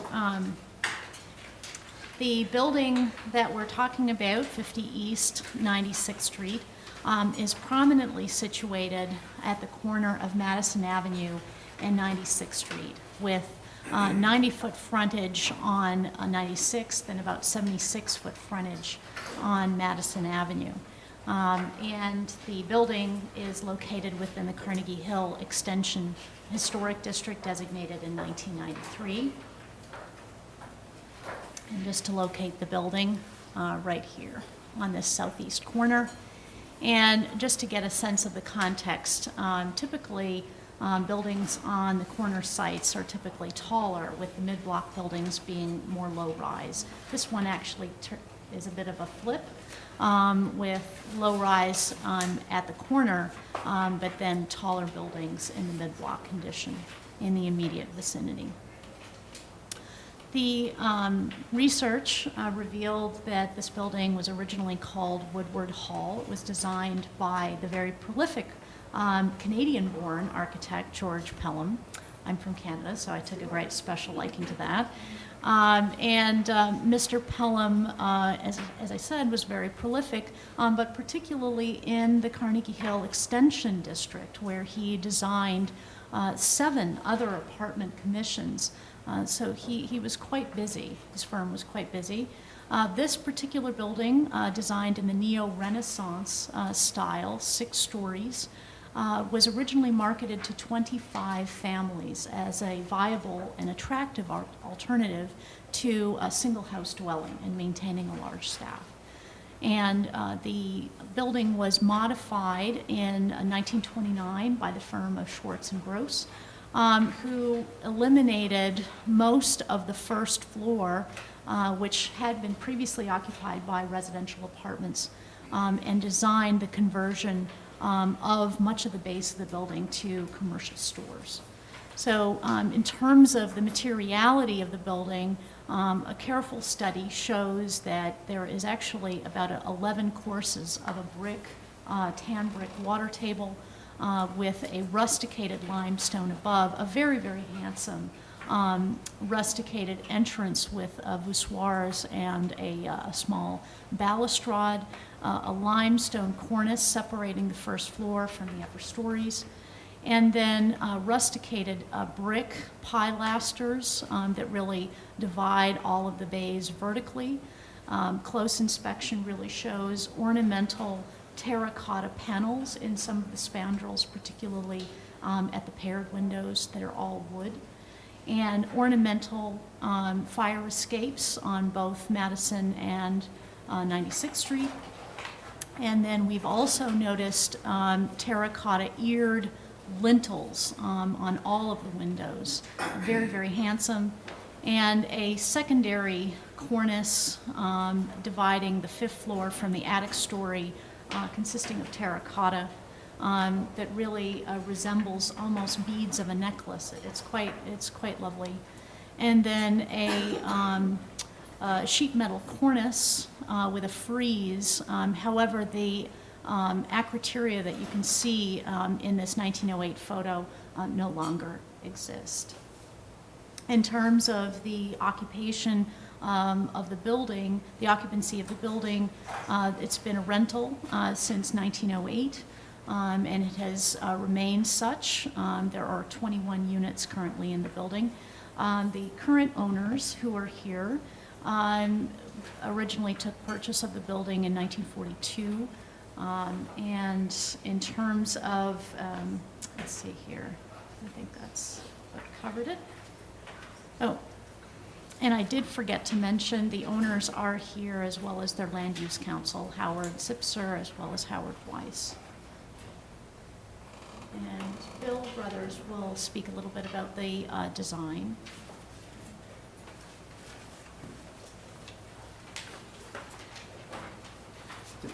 The proposed addition is going to have 3 apartments and a total of about 5,800 square feet. It's set back from both Madison Avenue and 96th Street substantially, so that it would be as least amount of visibility possible.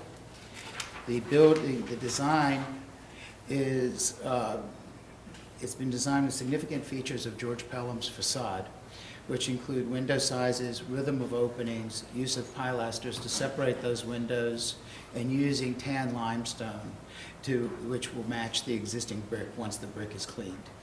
There's sheet metal, we will have a series of sheet metal trims that will be the same color as the cornice and the frieze, okay? Which are going to be, they're in the process actually already of being restored, okay? The shape of the property of the, let's see if I can get this right, is massed, as simple a massing as possible in order to create a design that's differential to the Pelham details on the other part of the building. And then, in terms of the materials, we have physical samples at the front of the table here, but Bill's team has carefully selected limestone panels for the cladding of the proposed rooftop addition, a dark aluminum trim to approximate a statuary bronze, wood windows with a painted finish, again to harmonize with the wood windows at the building below, and a wire rail for the railings, which would hopefully, be limited in terms of its visibility.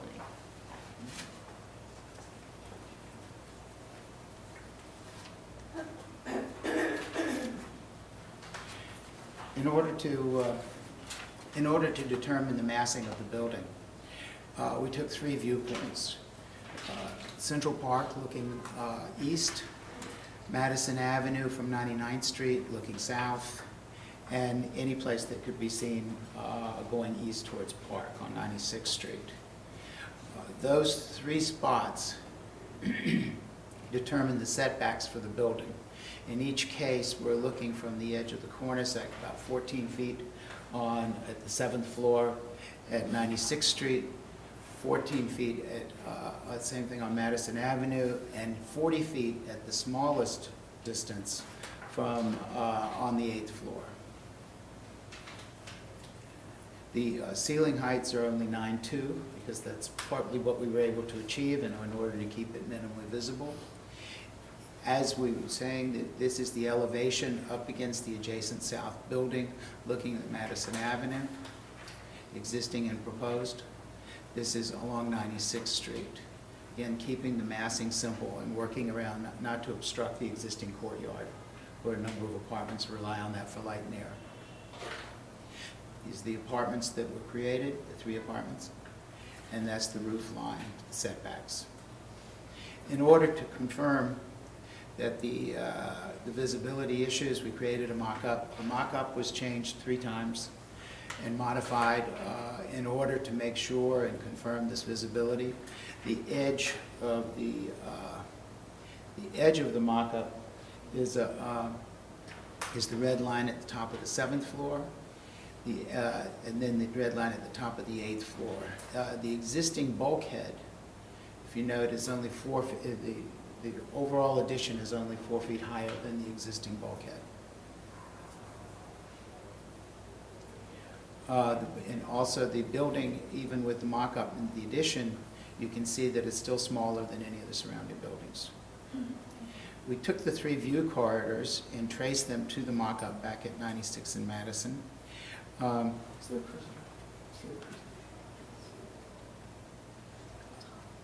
thanks. Okay, so our 3 view corridors that we discussed before, are from point about 200 feet into Central Park on a hill, looking down 96th Street, 99th and Madison, looking south, and one small spot on just east going towards Park. From Central Park, you can see that what we've set is each view. This is what you can see with the naked eye. In this case, this is the picture of the mock-up under high magnification, and this is what a rendering of what would actually be there. There's a tiny corner of the 8th floor that might be visible through the trees. For 9 months of a year, it looks more like this, with that being the location of the building. That's the mock-up, and that's the tree, the addition. At 96th and 5th, this is the slight bit of the corner of the mock-up that can be seen. This is a small corner of the 8th floor. At most, it would look like this. It's still minimally visible. About that, this is spring, summer, fall, 8 to 9 months a year with the existing foliage. Same view. About halfway between 5th and Madison, this is what you can see with the naked eye. You see a tiny bit of the 8th floor. This is where you can see a little bit of the edge of the roof of the 8th floor in the mock-up. This is what we would be like if it were rendered. It's about a foot of the roof of the 8th floor along that edge. Closer, moving closer, as you get closer to the building, this is the naked eye. You can see a tiny corner of the 8th floor, and this is what we think the mock-up would be, or the simulation. Going to the east side of 96th Street along Park Avenue, there's an alleyway which is in between the 2 buildings. You have to literally go and work hard to find it, but it's there. We discovered that the parapet on this side is not code compliant, so we're proposing that we clean the side of the building, point, replace, and replace about 1'9" of the parapet to bring it up to code compliance above the roof. That would shield that area and align it with the cornice. And one of the changes we made in the mock-up as we went along was that we had started with our mock-up and with our building on the property line, on the parapet line. We moved it in 3'8" and redid the egress stair to take over that area, to fit into that. By moving that back, we believe that you won't see any of that facade. You may see nominally, if you look hard enough, the railing of the exits of the open exit stair from the 8th floor to the fire escape. At 99th and Madison, it looks like you think that's going to be the building. It is actually there. Under high magnification, this is what you could see. That's a bit of the mock-up. It would be a corner of the 8th floor. At 98th Street, you have a similar situation. This is what you can actually see. This is what you would see under high magnification. It's the same as slightly more of a peak of the corner of the 8th floor. At 97th Street, this is what you could see in either case. That results in that much of the mock-up. It's about a foot of the 7th floor. This is the only place, one of the only places you can see the 7th floor, and it's that piece of the roof. As you move to about halfway down that block, you can see a bit of the mock-up. See this edge That is a small corner of the 8th floor and about a foot of the 7th floor. And when you get to a certain point at around, the next step in this process is you get to here, and that is how much of the mock-up you can see. Over here, it would be slightly 1 foot of the 8th floor. Okay. 50 East 96th Street is a non-fireproof tenement, okay, which means that it's subject to the New York State multiple dwelling law, okay, and does not allow any additions. The multiple dwelling law is now being interpreted by the New York City Board of Standards and Appeal. We've presented this to the BSA, and they have agreed to accept it for an SOC or special order calendar, but subject to the approval of the design by the Landmarks Commission. Okay. Those issues that we would be working with: complete facade renovation, a building stabilization of new systems, life safety improvements, and the new addition would be totally code compliant and fireproof and fire separated. These are shots of the new exit. One of the things that we're doing with we worked out with the BSA is creating a second means of egress that doesn't exist today except for the fire escapes.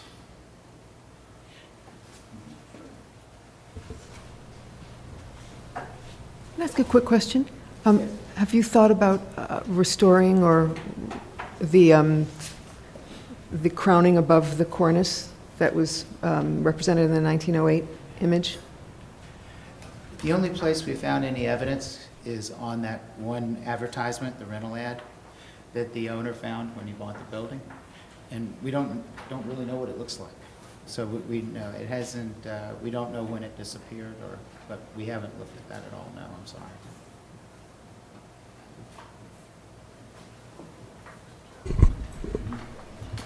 Is that the presentation? Well, I think we have one more point that we should want to make. That was that. I think.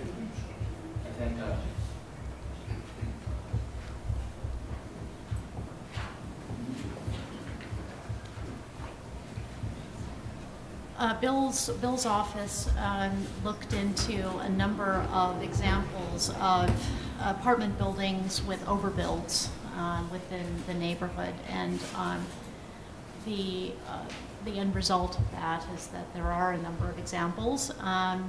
Some of them were certainly constructed prior to the designation of the district. And we also did some due diligence of the, I think it's the New York Law School's website, to look at commission approvals of visible and minimally visible rooftop additions on apartment buildings within the district, and we found 3 such examples. So we just wanted to point that out. And let's see here.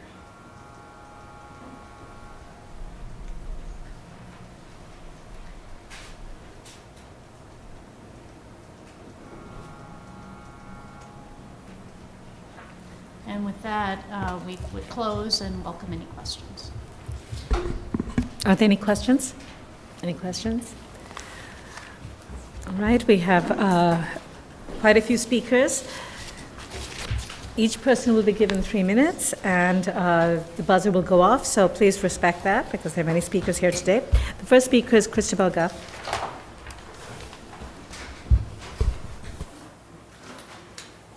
Christabel Goff for the Society for the Architecture of the City.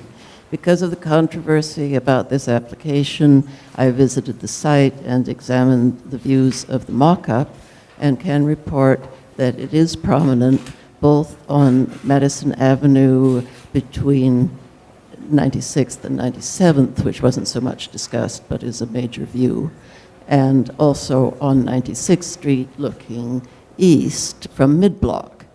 A visible, sleek, contemporary glass and limestone penthouse breaking the roof line would be incongruous with the landmarked building, which is a low, squared-off, Renaissance-influenced design, a palazzo-turned-apartment building, richly ornamented, as you have heard.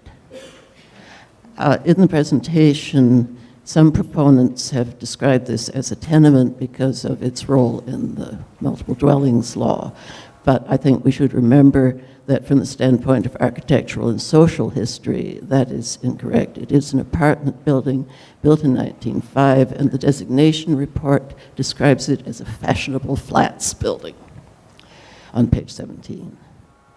An attempt has also been made to convince us that the neighborhood is alive with similar rooftop structures, but the mere fact that a rooftop addition might be present is not enough. Most of the proposed comparables are really not comparable, being substantially taller or not located on a wide street and so much less prominent. It should be possible to reduce and relocate the proposed addition so it is not so visible. Zero visibility would be our recommendation. Thank you. The next speaker is William Bateson.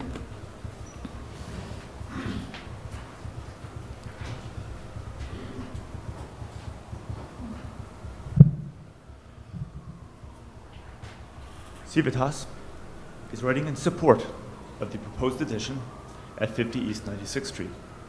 In recent years, Civitas has supported nominal additions to tenement housing that have resulted in substantial increases in overall fire and life safety.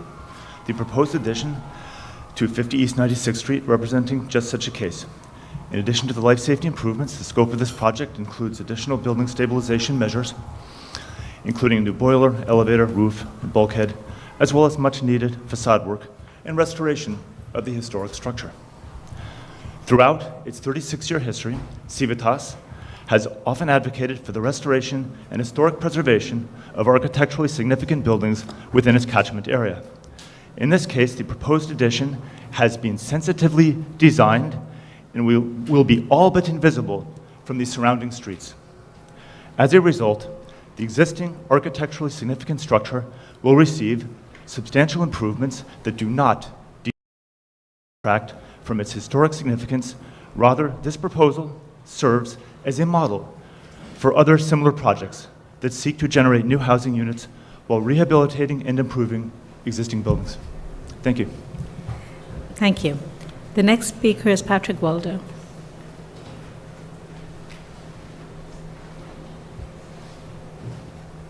Patrick Waldo, Historic Districts Council. First of all, HDC would like to thank the applicant for sharing this presentation with us. HDC does not support this application. The mock-up of this addition shows it to be highly visible over the primary facades. Allowing its construction will detract from the architectural integrity of this historic 1905 building. The height of the addition is not in keeping with the scale of other additions approved within the district. There are no other LPC-approved additions in the Carnegie Hill Historic District that are so visible. There are other obtrusive additions on other flat buildings nearby on Madison Avenue, but they all predate designation and thus are grandfathered. Our committee also objects to the glass railing, which, as the application shows, will be highly visible. Viewed in relationship with the cornice, the railing would detract from this crowning element on the building. Thank you.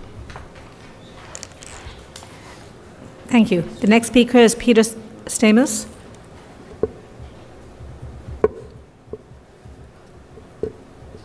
Hello. So forgive me if my speech is not going to be as polished as everyone else's. My family are 88-year tenants of the building. What was shown prior to the stores being established in 1929. So my father signed his initial lease in May of 1929 to open Jerome Florist, 5 years before the Great Depression. He also, to survive, lived in the store during the Great Depression to be able to maintain the business. We've had a relationship with the Ruth family since 1942, and I'm here to support their efforts to modernize the building for its tenants, including the rental tenants in the building, and for all the stores on the ground floor. The family has a history of supporting small businesses, and my being here is an example of that. We believe that the changes they will make will not only benefit the tenants again, but will benefit the community. And as residents and long-term residents of the community, we think that's quite important. We would not be here if we felt that this in any way would be detrimental to the community. In wrapping this up, the only thing I can say is that we're looking forward to celebrating our 100th year anniversary in 12 years. And the Roos will be there as our landlords. And we look forward to our next generation taking over the business and maintaining it in Carnegie Hill. Thank you. Thank you. The next speaker is Lou Vandervalk.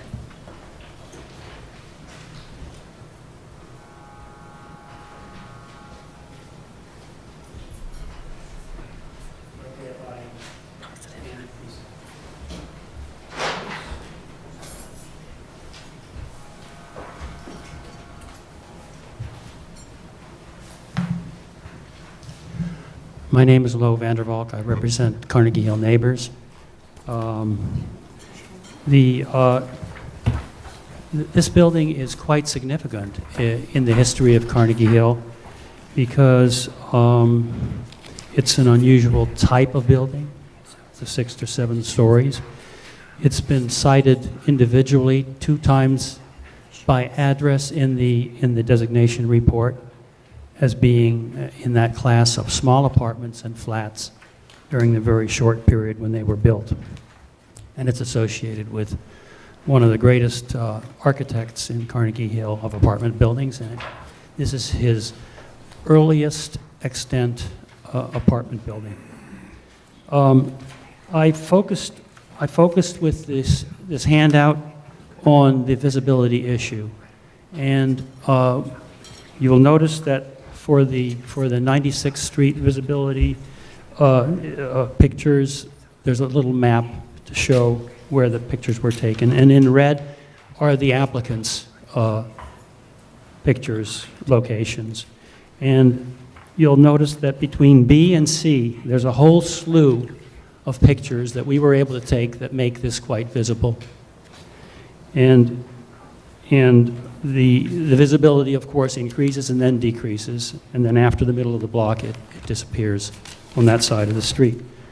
On Madison Avenue, as you go north, the visibility is highest between surrounding 97th Street and between the mid-block between 97th and 96th. And I have some selected pictures of that. What the mock-ups don't show is that there will be railings. I don't know whether they will decide for the metal, or you will decide for the metal or the glass if it goes that far, but railings also add to visibility. Also, I want to mention that the series of apartment buildings that were supposed to be precedents for this, these are mostly 15-story buildings, and where there are typical rooftop additions, penthouses. Think of the Condé Nast apartment building on 86th and Park, celebrated for its penthouse. This apartment is surrounded by a cluster in this northern block of the Carnegie Hill Historic District from Madison. There are 5 similar buildings of similar height. None of them have additions, and in fact, in this surrounding area, none of these types of apartment flats have additions. And therefore, we hope that you will maintain a very strict rule to maintain this character type. Thank you. Thank you. The next speaker is Richard Potus.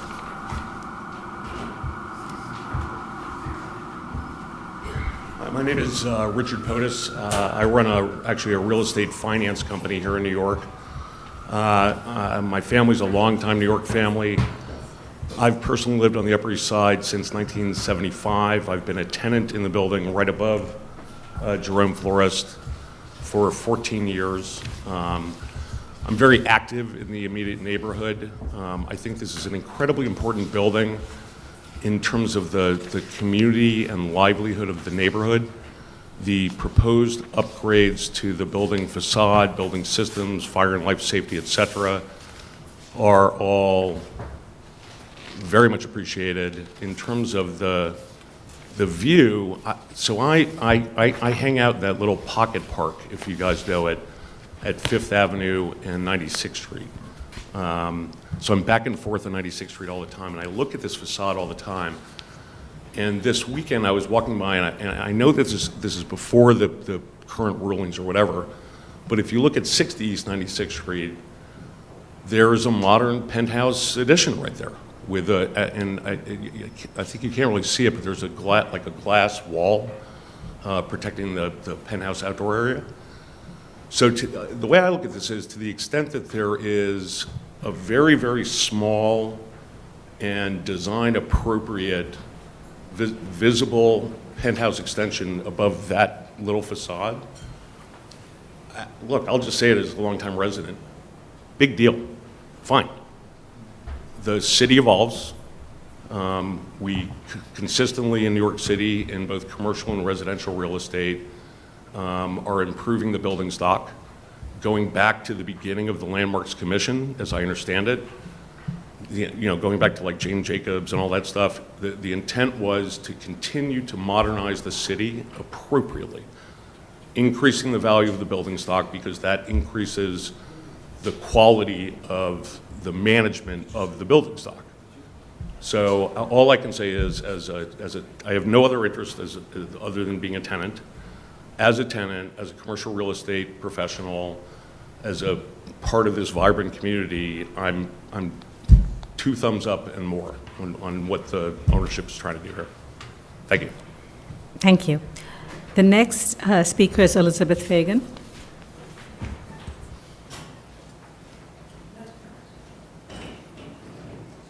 Good morning. I'm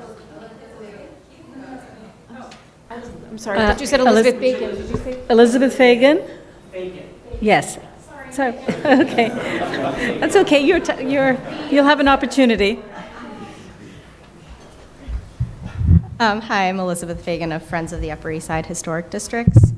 Our Preservation Committee finds the proposed rooftop development to be relatively sensitive in scale to the building below, and we appreciate that the addition will not be taller than the roof line of the neighboring building to the south. The current mock-ups, though, have more orange netting and appear different than those shown in the presentation, so it is hard to judge what the full visibility will be. The modest height of the 2-story addition appears to be minimally visible and is set back enough from the street to preserve much of the integrity of the roof line.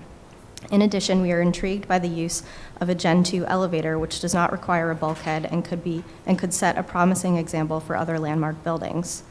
Although we sympathize with the loss of light into the windows of the neighboring buildings to the south, we also recognize that the permanent use of lot line windows is not a guarantee in dense urban life. Friends finds the use of limestone for the addition to be appropriate, but we would prefer to see the fenestration of the windows more in connection to the historic fenestration below. In addition, while the size of the new windows are modest, they could benefit from a horizontal member in order to break up the glazing and mimic the 1/1 windows below. The much-needed restoration work of the facade is promising, and we are hopeful that this work will enhance the rich details of the building. However, we strongly believe that the upkeep of the facade should have occurred prior to this application, and that additional income from these new units should not have been the impetus for basic care and maintenance of the facade. Overall, Friends can support this project, provided that the rooftop addition is indeed minimally visible. Thank you. Thank you. The next speaker is Amanda Vail.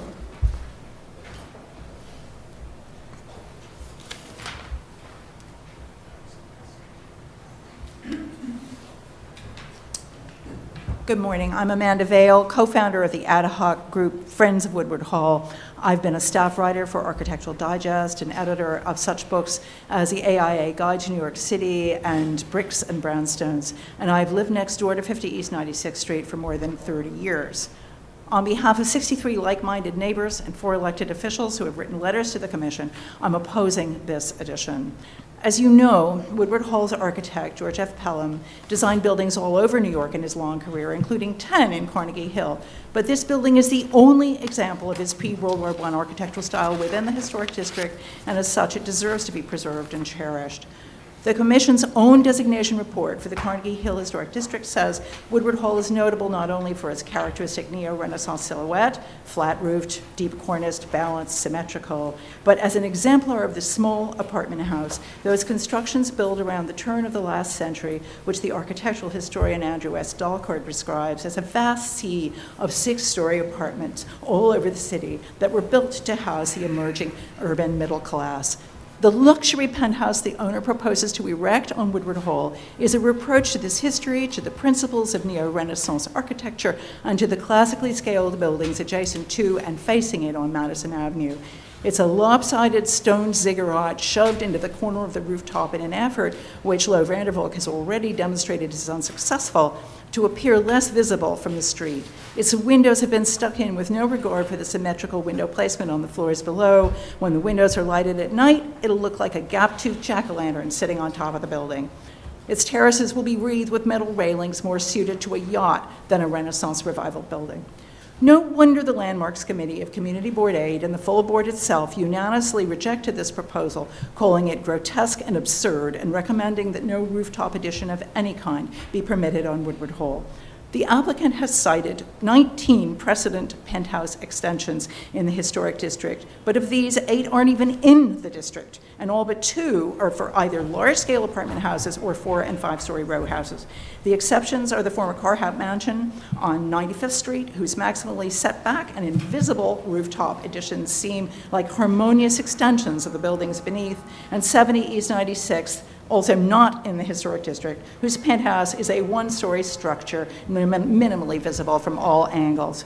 If Messrs. Ruth and Brothers had proposed to do the same for Woodward Hall, its friends would probably not object. But to borrow a simile from Nobel laureate Bob Dylan, this addition will balance on that rooftop just like a mattress balances on a bottle of wine.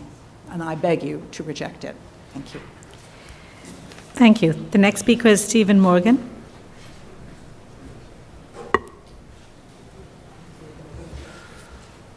Ladies and gentlemen of the Commission, my name is Stephen Morgan. I'm an architect who has lived and worked in Carnegie Hill since 1978. I'm writing to express my opposition to the proposed rooftop addition to 50 East 96th Street here in our district.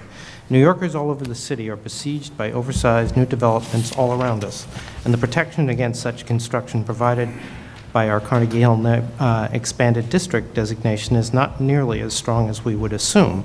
Our own co-op explored rooftop additions years ago around the time when the district was expanded, and again recently when several top floor shareholders wanted to expand their own apartments with upper level mezzanine apartments. In order to avoid violating the visibility requirements, both times feasibility studies were conducted by different outside architects who designed additions that could not be seen from the street. In each instance, the impact on the shareholders' construction, changes to infrastructure, overall cost, etc., were determined to be too onerous to pursue. Instead, our board has allocated funds to maintain our facade, infrastructure, upgrade systems that all the new code requires to avoid violations. We and all the other property owners in the expanded district are conscientious stewards of our landmark properties and understand the importance of that role. Owner responsibility is not evident at 50 East 96th Street from its history of violations and visible neglect of the facade. The promise of reforming this behavior in exchange for approval for an overly large extension does not seem appropriate. Additionally, the recently erected sidewalk bridge was done with intent to an alteration rather than facade repair. This presumptuousness assumes approval of this addition, and I assume that the approval would fund the long list of violations on the property. In other words, is the approval a quid pro quo to fund the necessary repairs? My last point is the aesthetics of the original 1908 image shown before, which has a crenellated cornice on the top of the building as a crown, an elegant silhouette against the skyline. This was a major concern of the original architect, and the only other option would have been a mansard roof on this particular style of building for a habitable garret floor, which was not allowed by code at that time.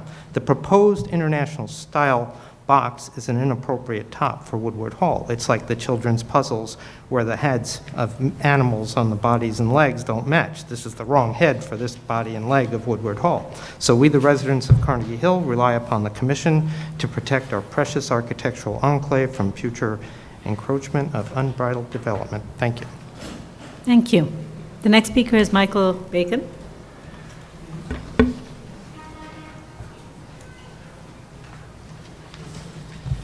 Good morning and thank you. My name is Michael Bacon. I'm a resident of 1361 Madison, the building adjacent to Woodward Hall on the south. I've been a resident of the building for 17 years and was the treasurer for more than a decade. Before I made my comments, I wanted to clarify one point. We've received 3 letters of support from electeds, not 4. I think that was just a misstatement. Second point I wanted to raise, just briefly thank my community members for joining us at today's LPC meeting to take time out in the middle of their workday. If I could just ask for a show of hands of people from the community who oppose the rooftop addition. Thank you. Quickly, I wanted to make 6 points, and I'll be mindful of the time. I appreciate your time today. First, Ruth and advisors have shown a clear disregard for the community, and they've specifically defied Community Board 8 by refusing to meet with the Friends of Woodward Hall. We made numerous requests to Ruth and team to meet since the scaffolding went up last August, and they steadfastly refused to meet with us until the day of the Community Board 8 meeting. They made what I would characterize as a highly disingenuous offer to meet with us for 15 minutes immediately preceding the Community Board 8 meeting. They were admonished by Community Board 8 that they should, in fact, meet with the community, meet with Friends of Woodward Hall, something they have refused to do. My second point, little of substance has changed since February when Community Board 8 unanimously found that no addition could be appropriate and that a flat roof should remain. They did remove a bulkhead from the original plans, which, while admirable, have never been reflected in the scaffolding and therefore do not affect visibility. Second, they changed the railings from glass to wire, which will reduce some glare, but again, you've heard comments about the appropriateness of those wire railings. Other changes appear immaterial in terms of square footage and setbacks. I would note, however, that there are more leaves on the trees, and so some of the photos which have been shown reflect leaves, which in the 17 years I've lived in the neighborhood do not remain for 9 months out of the year, probably more like 6. Final points. Fourth, there's no reason to reward Ruth's stewardship of this building, poor stewardship of Woodward Hall, with this addition. They have a lack of compliance with Local Law 11 that dates a number of years. They have been fined more than $10,000 as a result. And in fact, I believe that the scaffolding has been put up to make sure that no bricks fall on our head as we walk by. I would point out that our neighborhood is home to many, many private schools, independent schools, public schools, and a hospital. And so you have lots of people walking by every day. It's a very busy corner. And I would note that the cornices of the building are rusted, as are the fire escapes. The building has been owned by the Ruth family since 1942, and the condition of the building reflects nothing but the choices made by the current owner. Many people have mentioned that the improvements will be made to this building, and they have tried to link them to the addition.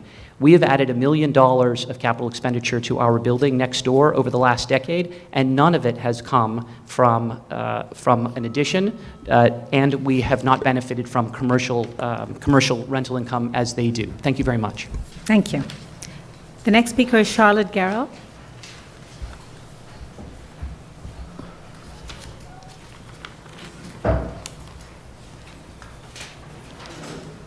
Thank you. My name is Charlotte Garrell, and I would like to read into the record a letter from Peter Penoyer Architects. Dear Chair Srinivasan, we are writing to express our concern about the proposed rooftop addition to Woodward Hall at 50 East 96th Street. Should this addition be approved, it would set a dangerous precedent in Carnegie Hill. As described in the expanded Carnegie Hill Historic District Designation Report, the texture and character of the area is defined by specific building types constructed through time, ranging from row houses, townhouses, and mansions to French flats and modern apartment buildings. French flats, or early apartment buildings, form a consequential portion of the building stock. Starting in the 1890s, grander flats were constructed on larger corner lots. These 6 to 7 story buildings were often carried out in a Renaissance revival style, featured larger apartments, and were often named. Woodward Hall, designed by George F. Pelham, represents this building type, just one of many in the district. Should this proposal be approved, we fear that it would open the door to other similar additions on similar buildings, primarily along Madison Avenue. This would severely alter the imprint of Carnegie Hill's development pattern and mar a specific building type that is part and parcel of this district's appeal. It is signed sincerely, Peter Penoyer and Ann Walker. Thank you for your time. Thank you. The next speaker is Elizabeth Bacon.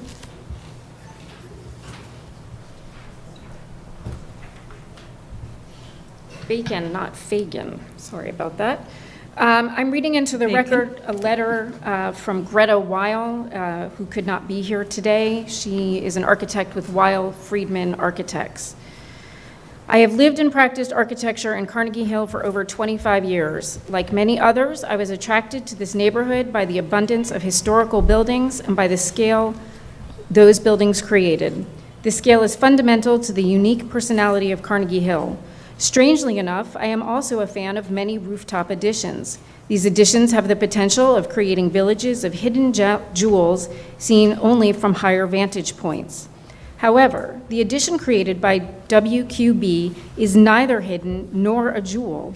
It sits on top of Woodward Hall like a hippopotamus, responding to a developer's call to action.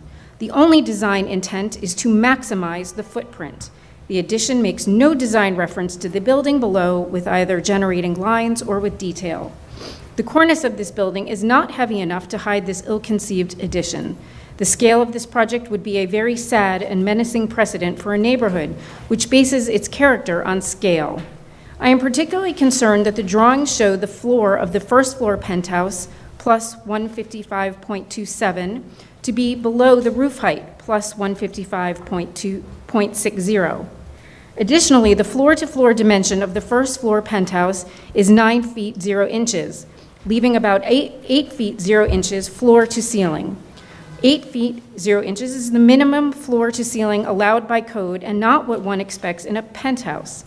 I suppose that the developers will need to make height increases during construction. I highly recommend that this project be rejected and that the owner of this property spend money on restoring Woodward Hall, which is presently in a state of disrepair. Sincerely, Greta Weil. Thank you. Thank you. Are there any more speakers on this item? Any more speakers? All right, I just want to note a few things for the record.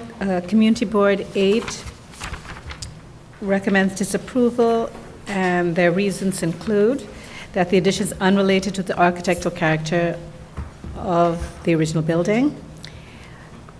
The addition is unrelated to the rhythm of piers and windows in the original facade. The glass railings will be visible and reflective. The proposed addition will be silhouetted against the sky and not nestled within the massing of surrounding buildings. And the addition is not contextual with the historic district and not appropriate addition. We also received a letter from the Landmarks Conservancy that notes that the proposed 20-foot contemporary style rooftop addition will be highly visible on the two wide street facades and will disrupt the classical proportion of the original building, draw attention away from it, and diminish the special sense of place. We received a letter from Civitas, who spoke today in support. We also received a package of 64 letters in opposition to the rooftop addition, and included in that are letters from State Senator Jose Serrano, Manhattan Borough President Gail Brewer, and Assemblymember Rodriguez. They support the Community Board 8's position of disapproval of the application. Yes. Madam Chair and members of the Commission, my name is Howard Zipser, and I'm counsel to the Booth family. And I just wanted to say that at the Community Board number 8, we showed an earlier proposal which has been modified since then, which is now the proposal in front of you, which shows markedly less visibility than what was proposed at the Community Board. We told them at the time that we could not change our mock-up to reflect those changes because there was snow on the roof, and it was impossible because of weather conditions. We offered to come back the following month to show them a revised proposal, and they declined to see that or to continue the hearing. So what you're seeing today is not what the community board voted on. It's similar, but there was a reduction in the size and a clear reduction in the visibility. We've worked on this now for close to 2 years in modifying or reducing the visibility to what I would say is virtually minimal. In fact, it's very difficult with the naked eye to see from most of the vantage points in the neighborhood. And we've worked very closely with staff. We've also worked with tenants in our building, and we believe that the total program that we're endorsing today will help bring this building back. And this building will remain a rental building. This building is family-owned and is going to continue as a rental building, which is a true asset to the neighborhood. All right, I just want to note for the record that the Community Board's 8th resolution was issued on February 16th, 2017. Is it possible for you to just explain to us what the changes were from what was presented to the Community Board? Sure. The easiest way to show that is to go to Carnegie Hill Neighbors handout, actually. The first page is what was shown to the community board at that time in February. There, it had glass railings, it had a glass bulkhead on the roof, and it was significantly bigger. The railing, the mock-up was sitting on the parapets on the east side, and it was was closer to the edge of the face of the building. We moved it back several times, and we took off all of the glass, and that was partly in response to the comments that we got from the community board, where we took out the railing actually that we're proposing. We couldn't find a picture of it in black, but that would be black and it would be virtually invisible, and it's set back so that it's under the sight line anyway. But it's still a glass railing, or is it? No, it's not glass at all. It's the wire railing. Oh, it's the wire railing. Here. Okay, Yeah. all right. Okay. So we. And just the other photographs in the handout, is that the original? That's the original mock-up. It's the original mock-up. Yes. And what we did, something that actually somebody came up, brought up, I think it was the Waite's letter, was that we actually had structural engineers go down to the existing beams. We opened the roof. There's 30 inches under the pitch of the roof.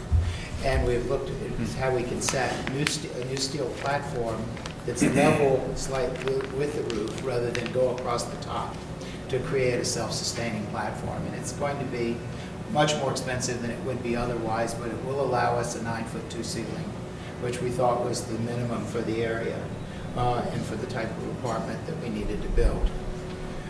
In each one of these cases, if you look at what our sight lines were, as a for instance,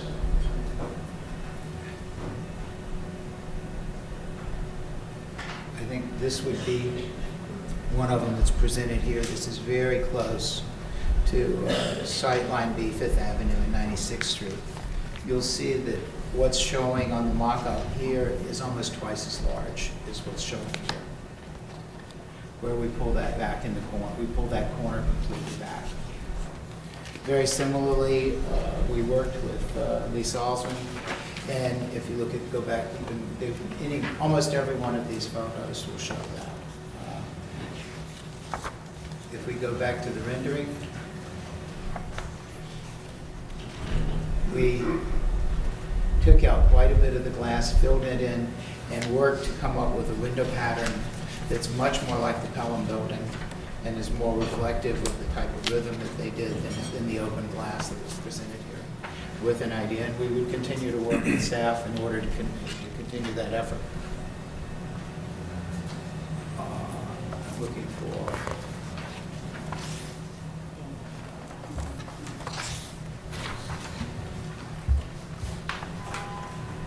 Okay. I think that if you look right on 96th Street, where we're saying at approximately mid-block, if you look on the image in large P3, the pages aren't numbered, so I can't take you there, in front of 11, it's somewhere near 1150 Fifth Avenue, but the P3 is marked on here. This is approximately the same place. And they're showing about a 3-foot projection above the cornice. In this case, that's halfway across the roof. Right now, that scaffold shows that it would be about 12 to 20 feet of less than 1 foot of the edge of the floor roof. Okay. Are there other questions? And Yes. we can go through any number of these if you Just like. for Corinne, I just wanted to make sure that your view of this was, just weigh in with your view of the visibility. Yes, I went back 3 times. And you believe what's shown here is accurate and reflects the visibility in the worst case? Thank you. Okay, are there any other questions? We can close the hearing. All right, comments? Yes. So obviously, the reason I asked about the crowning, the crenellation, and the possibility of finding out what it looked like from some other examples is because if you were to install that, it might help in concealing more of whatever it is that you put on the roof. So that's one. I think, though, that I would be able to support either what's described now as the 7th floor, the single floor addition, which reinforces this kind of flat-roofed condition that seems to be the intention of the original design, or a potential 2-story, well-set-back piece, as you've described, the kind of the extension to the rear bulkhead, but not both. I think that's...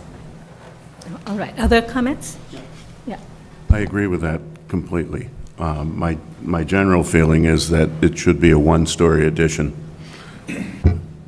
to start with. If it is to be a 2-story addition, the 2nd story has to be completely invisible. Okay, yes. I'm actually nearly okay with this as is. I think the visibility is virtually nil. I mean, it's what we would, in most cases, call minimal. I don't see why it would diverge from that. I think that the idea that Adi mentioned originally of adding back the acroteria is, if it can be shown to have been in place. We did virtually the same thing on 101st and West End a few months ago, where we used a feature that had been lost, reintroducing it to screen a rooftop addition. I think it would be fine here. All right, other comments? I would agree with you, Michael, that most of these views, I think the visibility is fairly minimal, and for most part, it's set against other buildings behind it. I looked at the setback. The setbacks are, I think they're close to 15 feet on one side and about, I think, 13 feet or something from the other side. They have some sort of practical issues, which is they have a courtyard, so I don't know if they can sort of recapture that square footage elsewhere because of that. But I think that, to me, it seems I actually think the height, they could tweak it and bring it down, but it really, fundamentally the idea of having a 2-story addition, if the 2nd story is generally sort of very minimally visible, I think would be okay. And there's nothing in any of these drawings and views that really, to me, are particularly disturbing or inappropriate. I think for most part, they seem very modest, and almost all cases they're set against buildings at the back. There's only one view which I can tell, which is along Madison Avenue, where you can see sort of a slim portion above the front facade and a bit of the bulkhead behind. But again, it's actually when you go further down and you're at the edge of, let me see what street this is. It's about 300 feet away.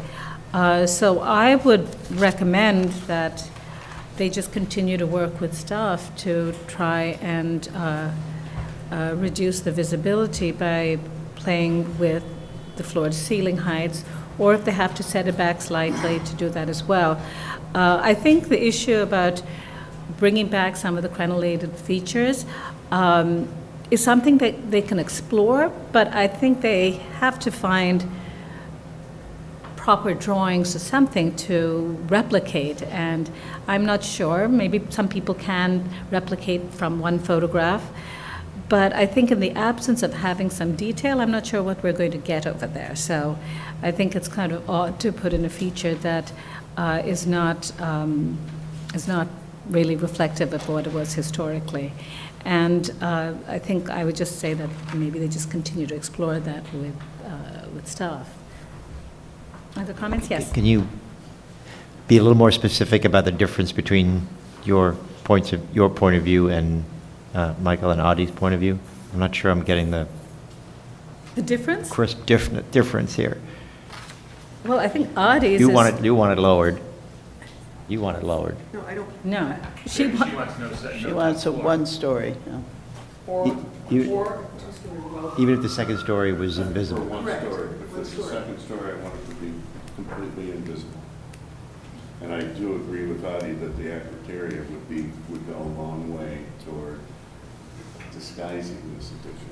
And I don't think it would be difficult at all to come up with, from the photograph even, and from architectural graphic standards of the period, of an appropriate acroteria for that point.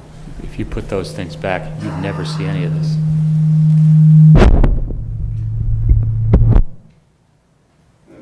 It's a standard. If you put them back, you'd never see any of this. It would be completely obscure. And if these visibility things are correct, it's 4 times as tall as the highest visibility. It would disappear. I kind of thought about that, too. Right. Now, I understand what you're saying, which is that if, in fact, you bring that back, then there may be no need to sort of play around with the massing behind it, because it would be completely obscured. Be obscured by these features. Okay. John? Yeah, that seems like a terrific solution. All right. Okay, but just since I'm just curious about the other commissioners on the issue of what we have today. I've understood your point of view and Adi's point of view, but other commissioners? I happen to agree with your and Michael Goldblum's opinions. I actually think it's very tastefully done, and the applicant seems like they are open to continuing to tweak things so that they can, refine it and make it a little less visible. And I would be okay with that. I appreciate the fact that the building is being, it's a beautiful building. It's being restored, and I appreciate the fact that it's going to continue to be a rental building, which I think is important. Okay. Others? She had the same view.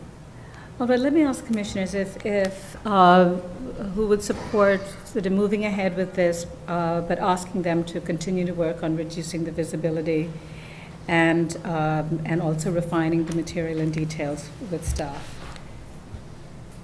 As long as are we saying that restoration of the acroteria is considered reduction of visibility? Well, I'm for the moment saying that that's not a part of it, and I just want to know where people are on that, because they haven't explored this idea of putting that. If they can find this thing, why not leave it alone and just put them back? I was going to ask earlier about the restoration myself, but they are trying to do a restoration. This would help reduce the visibility, perhaps completely, apparently, and also just is. It's a very nice feature of the original building. All right, would you like to speak, Nisha? Because you may have already explored this. Yes, we were just... We'll just reopen to... Yeah, No, go ahead. absolutely. Just in terms of the visibility and the acroteria that's been missing, it was not previously part of a discussion, but the owner and the architect and council have all affirmed that they are willing to explore it. So. Okay. Yeah, I think that would be great. I mean, this building it's a very attractive building, but it's very run down, and because it's low, it's set where it is. I think that the restoration of those details would really increase the visibility of the building, along with the restoration that they're planning, would really improve its appearance and its contribution to the district. I think it'd be really a win-win. Okay, so why don't we include that in our modifications? Does that make sense? To bring back that detail. All right, do we have a change to our resolution? Yes. Work with staff to reestablish and replicate the acroteria and everything else is. Yes. Okay, you can read it. Great. Okay, go ahead. Didn't you do one? He did. All right. Yes, it's Michael who's up. Well then, in the matter of 50 East 96th Street, also known as 1369-1379 Madison Avenue in the expanded Carnegie Hill Historic District, an application to construct a rooftop addition, I recommend approval with modifications, finding that the construction of the proposed two-story rooftop addition will not eliminate or cause damage to any significant architectural features of the roof or building, that the volume of the rooftop addition will be set back from the primary facades and will not overwhelm the large scale of this tenement building, that the presence of a partially visible penthouse above the building will be in keeping with similar rooftop accretions at other tenement and large apartment buildings within the Carnegie Hill Historic District, that the rooftop addition, while minimally visible from multiple vantage points, will be set against backdrop of taller buildings to the east on 96th Street and to the north on Madison Avenue, that the simple design of the visible rooftop addition featuring limestone cladding and glass fenestration will be harmonious with the materials and color palette of the building, that raising the parapet of the eastern lot line wall will not eliminate a significant architectural feature and will help conceal the mass of the addition as viewed from the east on 96th Street, that the simple design of the metal wire railings at the roof and the second story of the addition will not call undue attention to themselves, and that the applicant will work with staff to determine an appropriate replication of the original acroteria at the cornice level to help disguise the visibility of the addition, and the proposed work will not detract from the architectural and historic character of the building, streetscape, or Carnegie Hill Historic District. All in favor? Any opposed? This application is approved with modifications.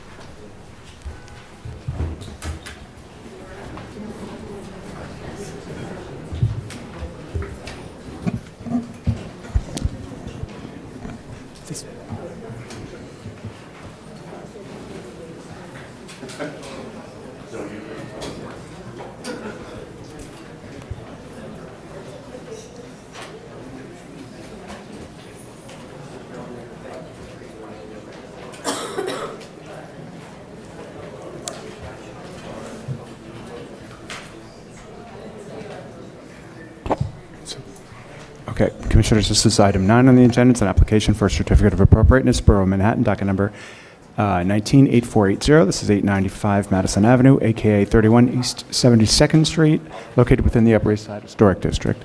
This is a neo-Renaissance-style apartment building designed by W.L. Rouse and L.A. Goldstone and built in 1916. The application is to legalize the installation of awnings and planters without Landmarks Preservation Commission permits. Good afternoon, Commissioners. Michelle Shabrami of the Preservation staff.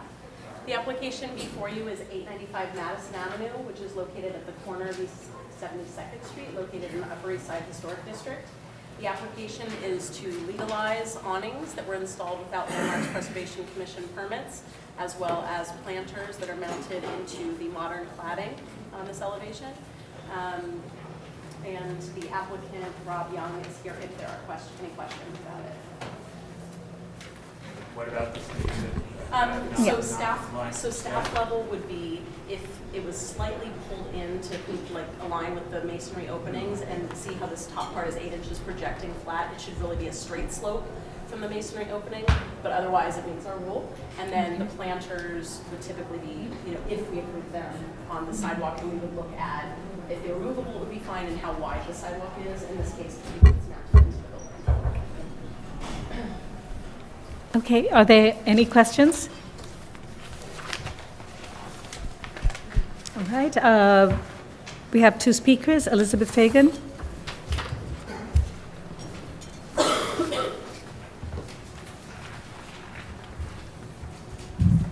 Elizabeth Fagan, Friends of the Upper East Side Historic Districts. Friends does not condone work done to landmark buildings without a permit. While the size and color of the existing awning are appropriate to us, the addition of planters and the logo on the slope of the awning seem excessive. The base of the building has already been compromised by patchwork insensitive infill, and the sizes and heights of the other storefront awnings are all different, making this stretch of the block look jumbled. A single building with several storefronts located at a prominent corner along Madison Avenue should seek, over time, to create a uniform storefront appearance across the entire building. The legalization of this work would only add to the clutter at the base. We request that the awnings be replaced to match the height of the other existing awnings at the two storefronts to the north, and that the new awnings contain letterings on the skirt only. We also request the removal of the planters, which are an intrusion onto the public sidewalk at a busy intersection along a crosstown street. Thank you. Thank you. The next speaker is Patrick Walder.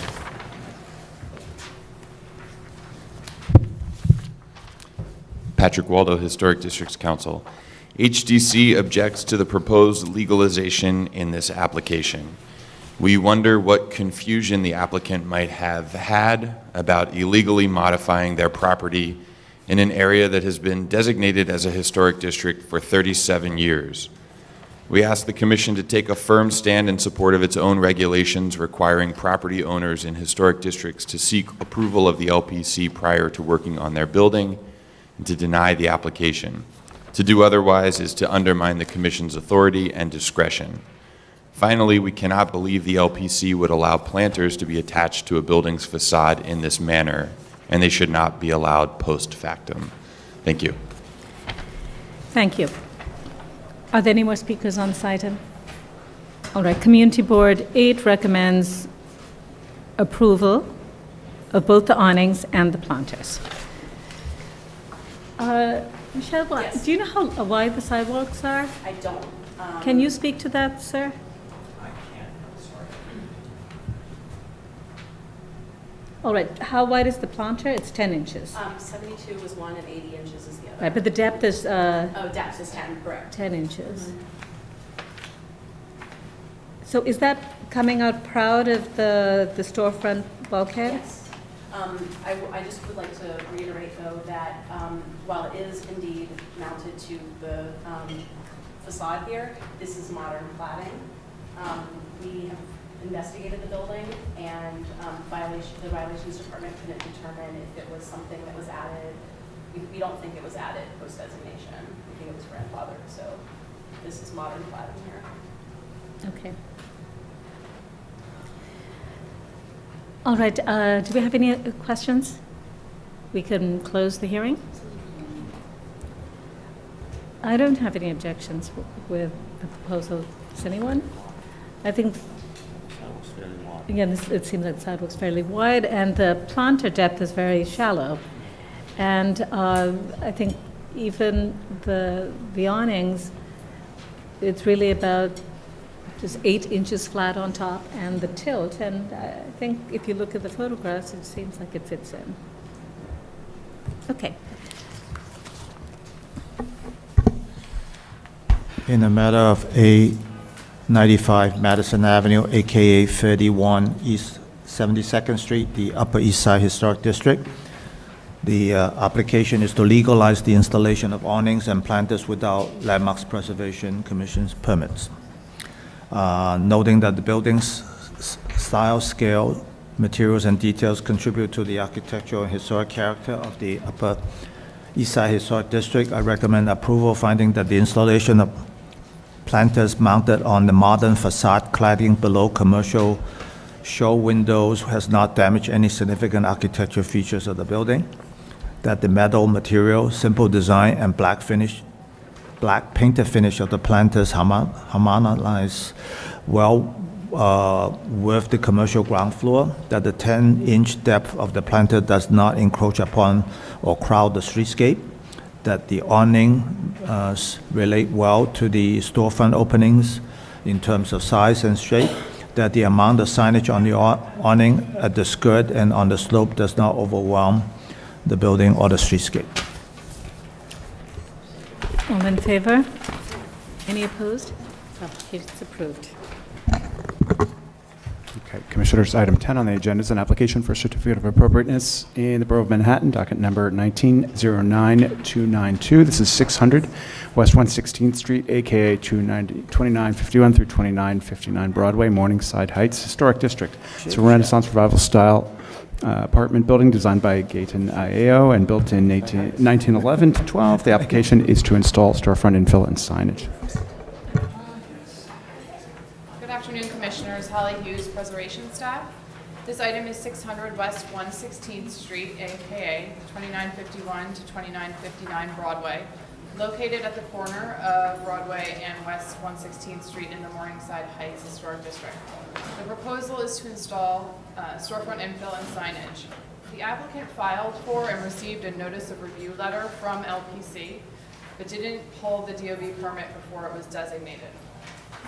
The building was built in 1911 to 1912, and as you can see here in this photo on the left, the base of the building originally had 3 storefront bays on Broadway and no storefront on West 116. Its sister buildings, the Lexer and the Regner, were also built around the same time with the same storefront fenestration. Over time, the storefronts were modified, replaced, the openings were subdivided and shifted. And then by 1966, you'll see that there's now a storefront at the West 116 facade. Veneers of different thicknesses have also been added across the base of this building. The applicant is not making any changes to the existing storefront bay openings. They're proposing to replace just the infill and the signage. This is the existing elevation. Chris Palick from Shake Shack is here to present the new storefront design and signage elements and answer any questions you may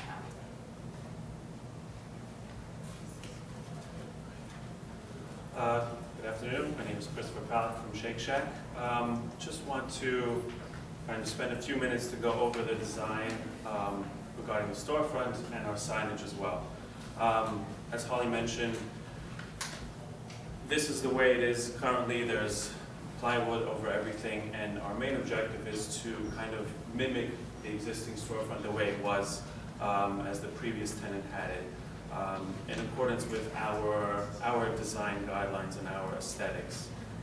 What we will be doing is we will be keeping the exact frame of the storefront. We will also be keeping the infill that's already there, where all these have their glass transom. What we will be installing, or what we would like to propose to install, is a concrete board, which I have a sample of, which is this color. While doing the design, we did spend a lot of time at the site looking at different colors, materials, to make sure that we chose something that adhered to the building and didn't stray too far away. We want to have our design, but we don't want to stick out too much. Also regarding the materials, we have our black storefront, which I have assembled over here. very kind of basic storefront that we use for everything. We can kind of go to, so it's, in terms of the datum lines with the storefront, we're trying to mimic the exact same ones that were there before. And regarding our signage, we do have what we call our band of letters, which is the burgers, frozen custard, shakes, fries, our verbiage that we have on all our shacks, basically go from one end to, and then one end of our storefront and wraps around. Just to show, this is a small example of an I-beam basically, and the pin-mounted letters going all the way around. The reason we have them wrapping around is that we want our words and verbiage to continually wrap around, otherwise it would be broken up and kind of stray away from our design intent of the building. Another aspect that you'll see is a bit different is we do protrude a little from the existing building. And also one important fact, we are not touching any of the existing building. Everything is attached to the storefront, which we are installing as well. And the reason we're protruding out is just to give a bit of depth, and also we just don't want to come even close to the building and attaching anything to the existing brick that's there. Is this band, Excuse me, is the band? that runs along, is that illuminated? Yes, so the signage, all the signage is illuminated. It's illuminated with an LED strip that's concealed in the signage. It's kind of very hard to see, but if we Go back to the picture of the signage and just discuss it from there, maybe?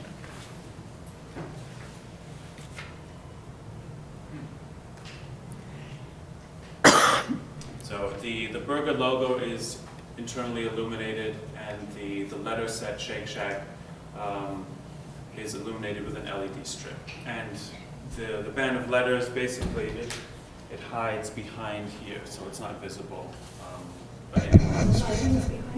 Correct. Yes. Just to be clear, you are removing the Ollie's storefront and putting in your own storefront, right? Correct, yes. You're not saving their storefront? No. Unfortunately, because of the fire that was there was a lot of damage. It was basically blown out. Right. Can you go to your section for a second? Sure. Your detail, there, right there. Now, I'm just curious. There's a steel beam that's behind the transom?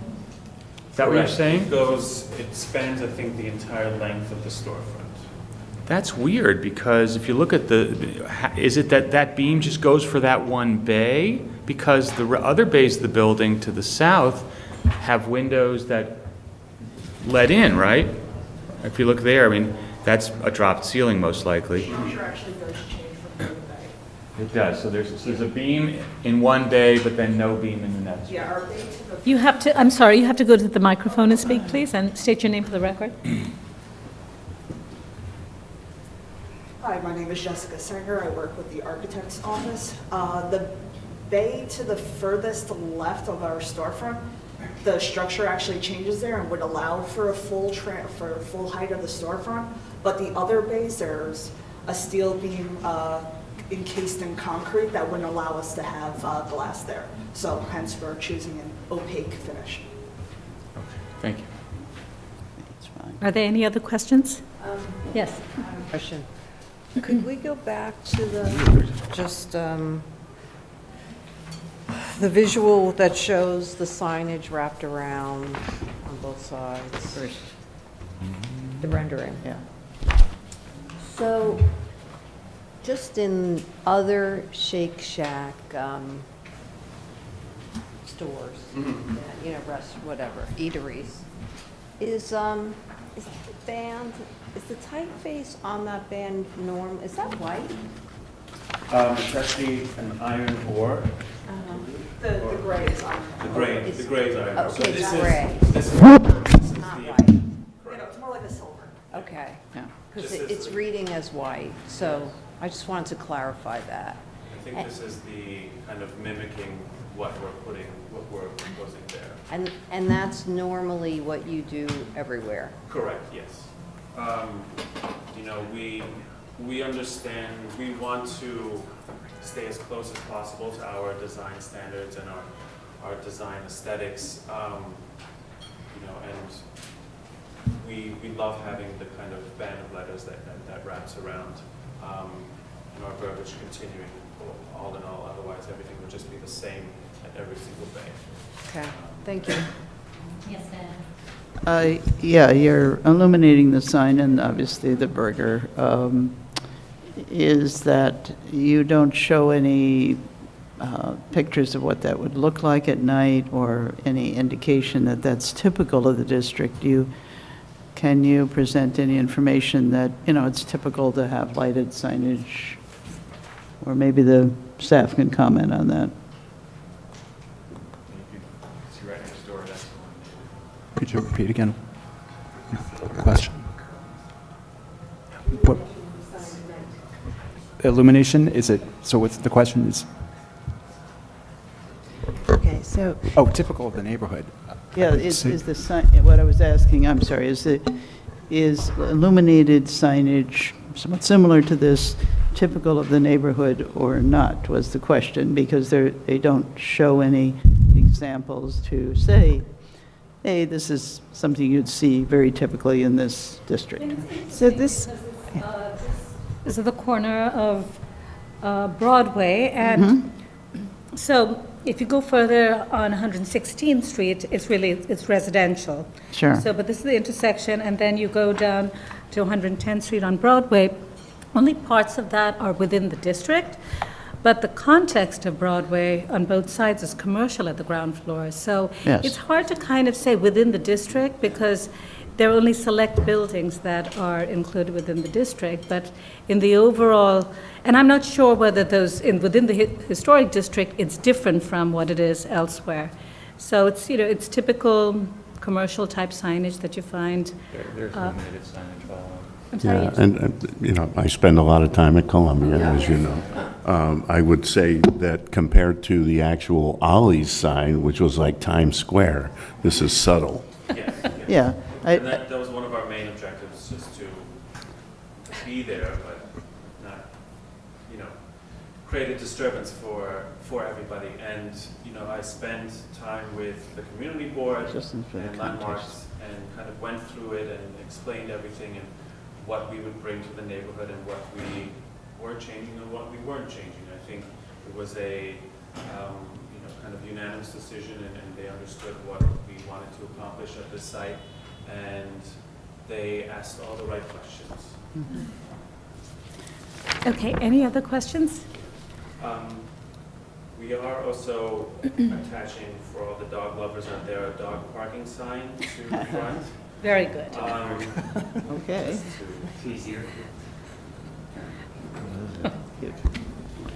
All right, thank you. We have one speaker, Patrick Waldo.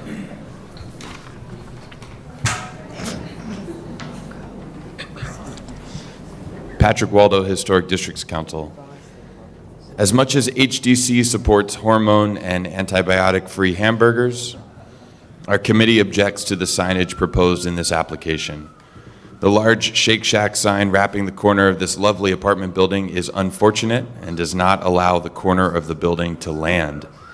The corner should be uninterrupted by any signage so that the building's historic masonry features can be freed up and appreciated. Obstructing the masonry piers of this building with a sign for a hamburger restaurant is an affront to its elegant architectural design. Instead, our committee would like to see signage fit within the storefront bays, even if the signage is obstructed. It is important that the three separate bays of the facade are preserved and defined. Additionally, our committee finds the wood paneling on the sign to be inappropriate for this building. We would like the faux transom currently on the building maintained, perhaps with black or mirrored glass. Finally, while our committee cannot deny the vivacity of the neon green hamburger sign included in this application, we question the appropriateness of its prominent placement on the corner. Perhaps placing this lovely neon burger in a window might be a better solution. Thank you. Thank you. Are there any more speakers on this item?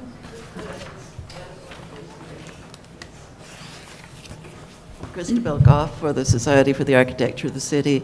This company has a lot of branches naturally, and I noticed that in Penn Station, their branch is confined to within the opening. It can be done, it has been done, it should be done again perhaps.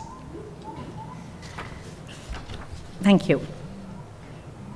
Community Board 9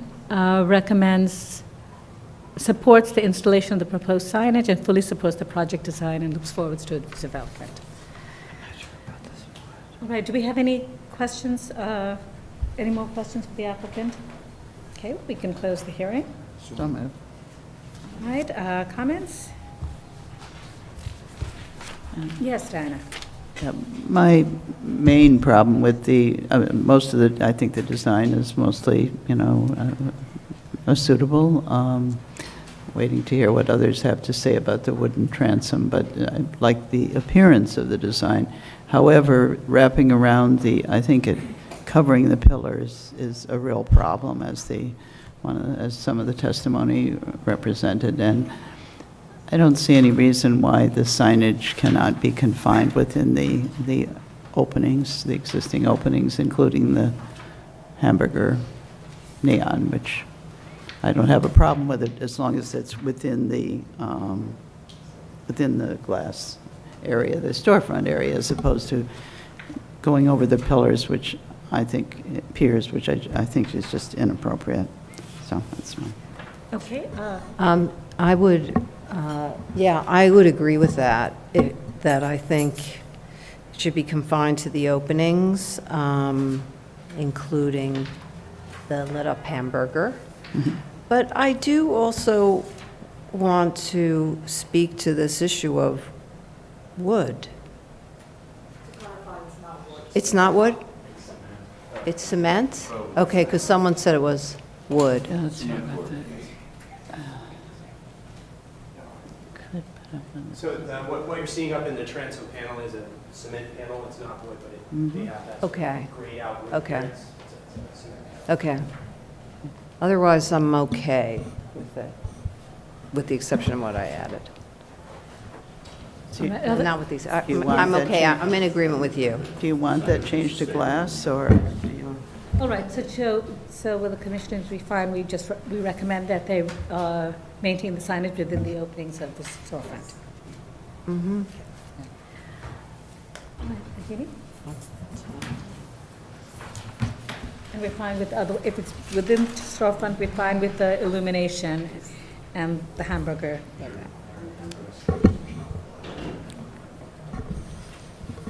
Okay. In the matter of docket 19-09292, 600 West 116th Street, Morningside Heights Historic District.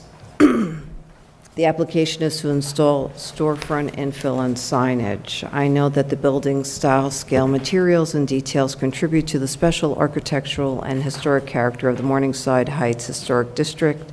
I also note that the Morningside Heights Historic District contains a large collection of residential building types, including apartment houses, row houses, and fraternity houses, and ecclesiastical buildings, and that most commercial ventures in the neighborhood were located in low-rise taxpayers outside of the district or the Broadway and Amsterdam Avenue frontages of some of the buildings in the district. I further note that the storefronts at this building have been altered on more than one occasion, including the openings being subdivided, shifted, and replaced, and that although the base material was originally limestone, veneer cladding of different thicknesses has been added over time. I recommend approval with modifications, finding that the removal of the existing metal and glass storefront infill will not cause any damage to or demolition of any significant architectural features of the building, that the proposed storefront infill will fit within the existing openings, thereby retaining the rhythm and scale of the facade. Thank you. That the proposed storefront infill featuring multi-light metal display windows and bulkheads, finished black, will be consistent with the variety of storefronts that exist or have historically existed along this stretch of Broadway. that the proposed transom featuring cement planks with a gray finish will cover existing interior structure and build-out and will serve as a backdrop to the signage, that the proposed projecting metal sign band with lettering in and above the channel and the presence of some illuminated signage will be consistent with similar installations at previous storefronts at this location and existing neighborhood storefronts, that the installation of the small dog plaque at the pier will not damage the pier, will be well scaled to the building, and is in keeping with traditional signage types, and that the proposed work will not detract from the building or the historic district. However, I find that the projecting sign band wraps around the building corner and across immediate piers, interrupting the rhythm of the storefronts and the facade. I therefore recommend that the sign band and all signage be installed within the storefront openings only, without crossing the masonry piers and wrapping the corner of the building. Second, all in favor? Aye. Any opposed? This application's approved. And why don't we just do the resolution for West 12th Street right now? Okay. Do you have to recall it? No? Okay. All right, let me just pass this out. Yeah. Is that up? No, what happened? I have one. I'm sorry, what happened? Reading it again, just make sure you get the heading.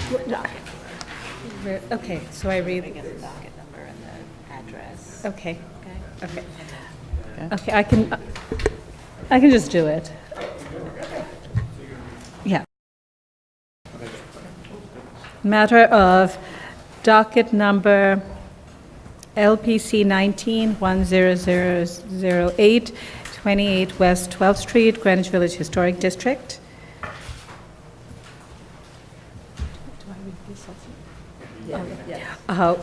One in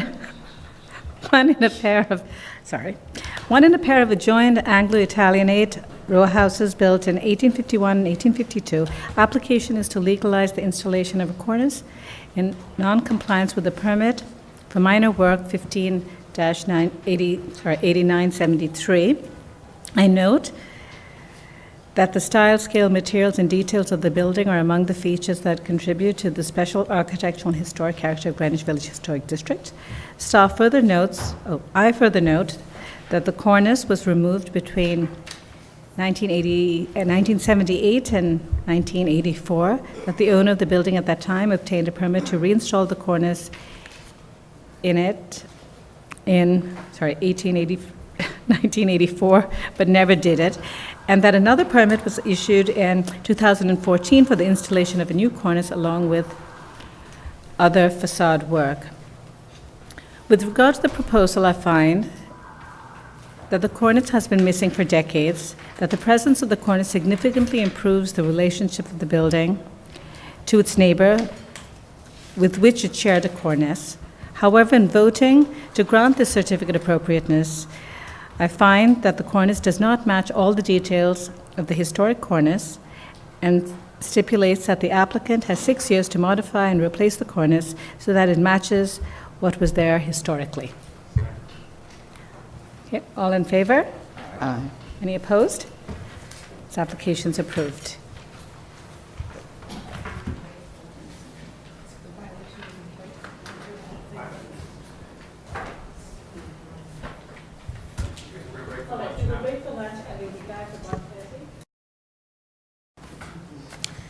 Okay, Commissioners, now we'll start with our public meeting agenda. The first item is an application for certificate of appropriateness. It's docket number 19, 8808, 318 West 20th Street, located within the Chelsea Historic District. It's a Greek Revival style row house built in 1837. The application is to construct a rooftop and rear yard addition. It was last presented on May 9th, 2017. Okay. Catherine Redd, Preservation Department staff. As Jared said, a proposal for alterations at this building was presented to you previously on May 9th. The applicant was directed to return with a revised proposal, including a reduction in the height of the rear addition by 1 story and setting back the rooftop addition from the rear facade. The applicant has revised the proposal to include rebuilding the top floor of the main building's rear facade in kind and in the same plane to include replicated punched openings with the center sill dropped to accommodate a door to access the proposed lowered rear addition roof terrace, setting back the rooftop addition 7 foot 8 inches from the building's existing rear facade plane and installing steel railings instead of solid masonry walls at the rear and rooftop addition parapets. And now we have Rogelio Cambasio from Barry Berg Architect to take you through the revised proposal. Make a motion to reopen the proceeding. So moved. Thank you, Catherine. Good afternoon, Commissioners. We have revised the proposal. We are at the edge there of the historical district. We are 318 next to the tall building. The color-coded plan showing the previously proposed in the top and the new proposed at the bottom. In the previously proposed, we have a full 4-story addition, plus the rooftop in blue and orange. And now we are showing in the new proposed below, you see in light blue the 3-story addition and the setback rooftop addition. To the left, previously proposed, and new proposed to the right. To the right, we can see what we have done comparing to the other one. We have now proposed 3 stories addition, rear addition, and we are leaving the 4th floor of the existing facade as is. We're just dropping the center window sill to have a door to get access to the terrace, and we have also set back 4'6" from the previous rooftop addition. To minimize the impact of the massing, we have changed to railings throughout. This is a different view from the west. Our addition is 7 foot 8 inches, the 3-story addition. Considerably smaller than the one you see here in the first 334 previously approved. In the sections, the previously proposed is at the top and the new proposed at the bottom. We are comparing the blue areas, the blue hatched areas are the extensions, and in the cellar, the excavation, the proposed excavation. In the bottom drawing, the dashed red lines are the existing house. These 3 facades is the same elevation, the back elevation of the building. The one on the left is the existing one as it is today. The one in the center is the previously proposed with the full 4-story addition in the back and the rooftop addition. The one in the right is the new one with the 3-story additions, the railing, keeping the fenestrations in the 4th floor, changing only the center one to become a door, and keeping the 4th floor exactly as is, and the rooftop addition with the stairs bulkhead. A rendering of the same, 3 stories, and the terrace keeping the 4th floor. In this section, we're showing the demolition, even though in the 3rd floor we're showing the window to be demolished. Actually, the windows to be replaced in kind, but the fenestration, the openings are going to be kept. This is the previously proposed, and this is the new one. We have removed the 4th floor, and we have set back the rooftop addition. These are the plans, cellar. I just want to mention that in the existing backyard we have a mixed, today there's a mix of blue pavers, a concrete pad in the center, and some brick floor and dirt in the back. We are just unifying with blue stone and a perimeter of grass where we are replanting the 7 trees that are actually there today. This is the other level, showing in blue the addition again. And here where we used to have, in the previous proposed, an addition in the fourth floor, we have a terrace. That's a 7'8" right there. And the rooftop, we have set back 4'6".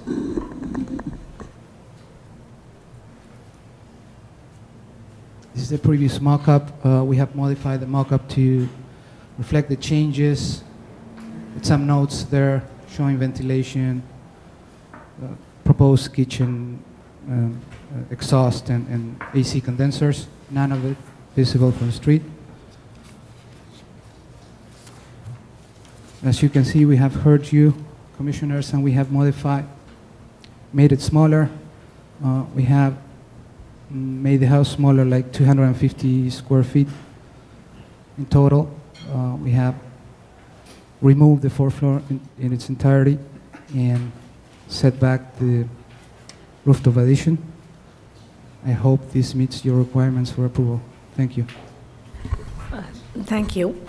I just also want to confirm that they did the mock-up and we did not see the rooftop addition is completely invisible. That's what I recall. Catherine, you've been out there? Okay. Okay. Do we have any questions for the applicant? Okay. We had asked for two things, and they've done both. One is to set back the rooftop addition, and the second was to set back I guess it's the fourth floor, or the third floor was basement floor, the top floor of the existing building back to its original plane. And I think they responded to our concerns. Last time we had sort of a more robust discussion about this particular donut as well. So I just want to note also for the record, we did receive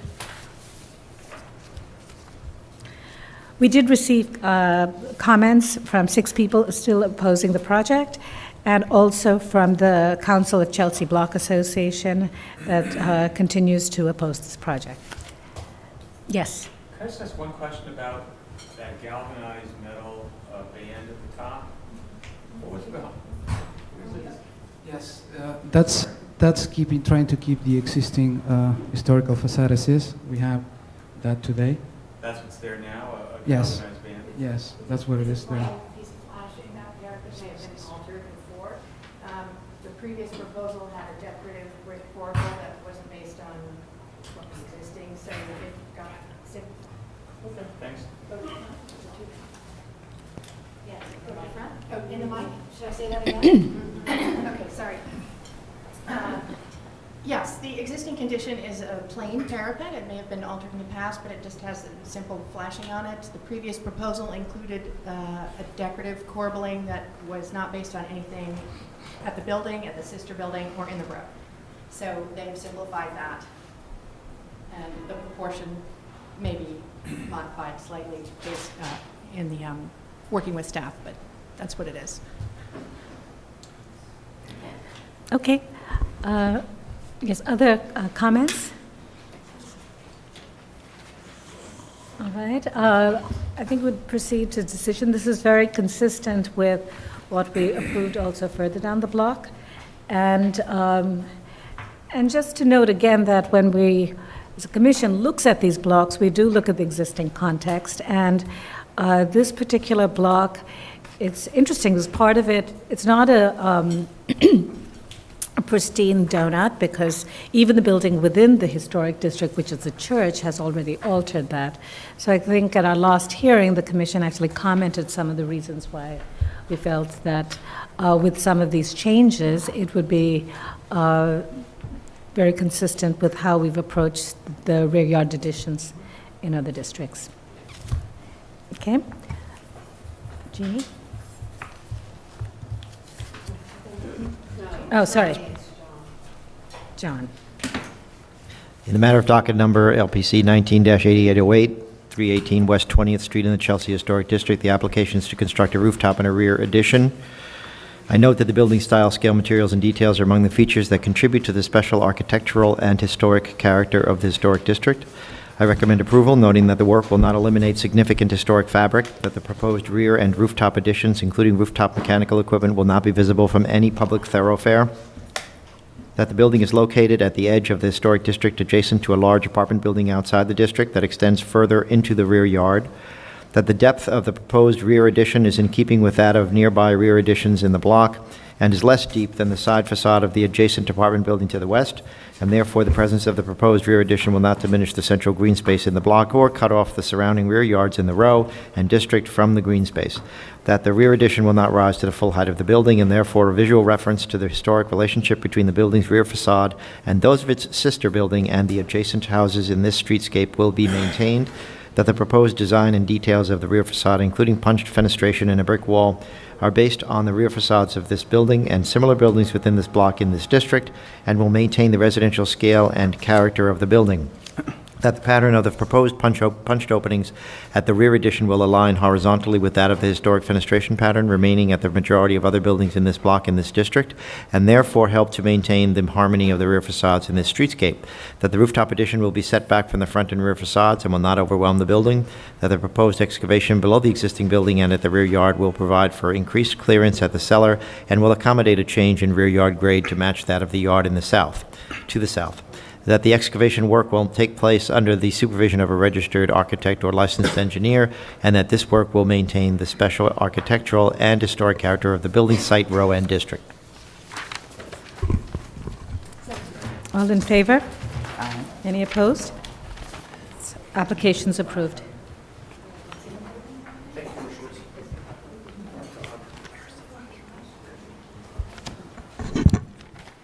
Commissioners, the second item on the agenda is an application for a certificate of appropriateness, the Borough of Manhattan, docket number 164417. This is 339 West 29th Street, located within the Lamartine Place Historic District. It's a Greek Revival style row house with Renaissance Revival style elements, originally built in 1846-47, altered in 1951 by Harry Garrison.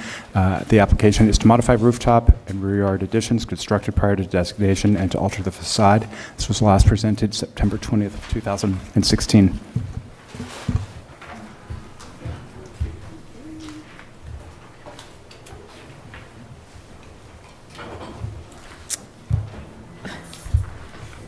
What did you do?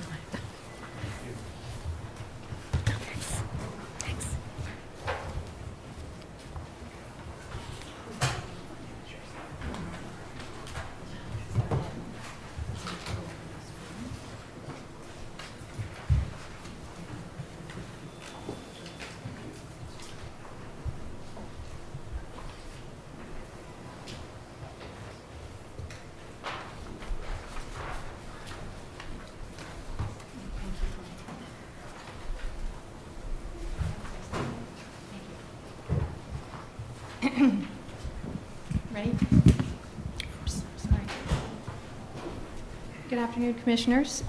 This is a proposal for alterations at 339 West 29th Street. As we've heard, it was presented to you previously on September 20th, 2016, and at that time, the Commissioners had serious concerns about the construction of any rooftop addition, as well as about the presence of a fire escape on the front facade and details of the facade alterations.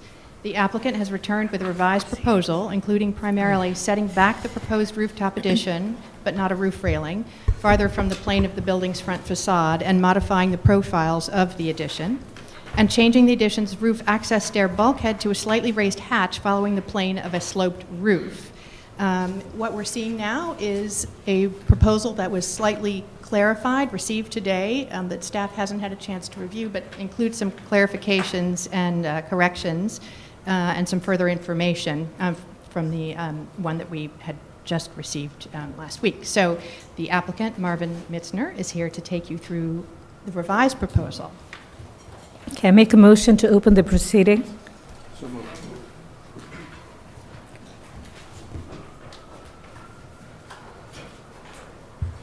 Thank you. Good afternoon, Chair and Commissioners. Marvin Mitzner for the owner of the building. At the hearing on this application, the Commissioners emphasized the cultural significance of the district and of the site, and the need to make any addition invisible. We have carefully considered the cultural nature of the designation and the importance of the district to the history of the city. During the draft riots of 1863, the homes of Abigail Hopper Gibbon, a well-known abolitionist, was under threat. That home was at 339 West 29th Street site. The sisters Lucy and Julia Gibbon began to remove possessions from their home and walked then across the rooftops from 339, which is the dark highlighted, 2 buildings over to 335, their uncle's home. They watched as their home was being ransacked by the mob and set ablaze. The sisters escaped by traveling along the rooftops to 335 West 39th Street, where they exited to the street and awaiting carriage. 335 is all the way at the left end of the district.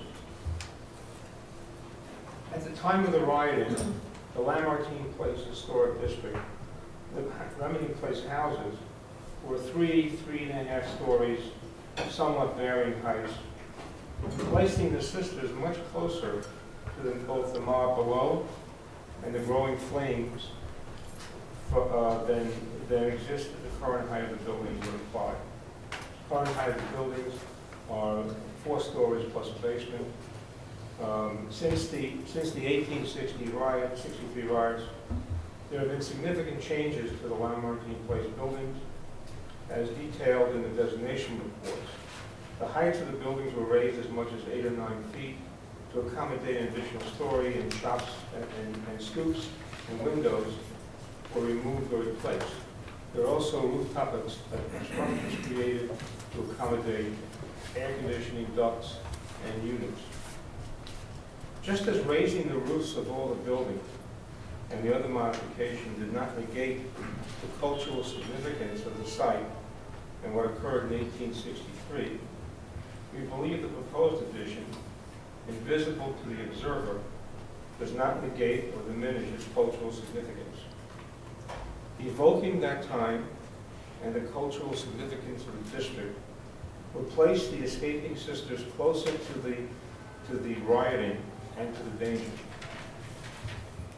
We would like to ensure that the important history of the site is properly commemorated, as the physical structures today do not tell the whole story, nor do they depict a fully accurate representation of the events as they occurred at that time. To that end, the owner proposes to incorporate a commemorative display plaque or diorama that depicts, in consultation with the Land Loss Commission and with other groups, interested parties, to represent the Lamartine Place houses as they existed in 1863, to portray the route the Gibbon sisters took, and to describe the history and significance of the home in the district. That will create a true cultural representation or cultural district that has meaning and that passers-by can see and observe. Something which is not really obvious at today's height of these buildings. As to the addition itself, we first set back the addition further from the front of the building and lowered its height, but there remained some visibility and there remained the railing visibility. So what we then did was we sloped the roof, and by sloping the roof, the code allows us to have a hatch access rather than a bulkhead, so we were able to remove the bulkhead. And that sloping roof further is not considered habitable space, so we could remove the railings. With the removal of the railings and the sloping of the roof, no part of the addition is visible from the street. As the architect will take you through the details, we have pictorials that show the various points along West 29th Street and West 28th Street at which we looked at what could be visible and what could not be visible. And no part of this addition is visible. I'll have the architect take you through the details of how we modified it.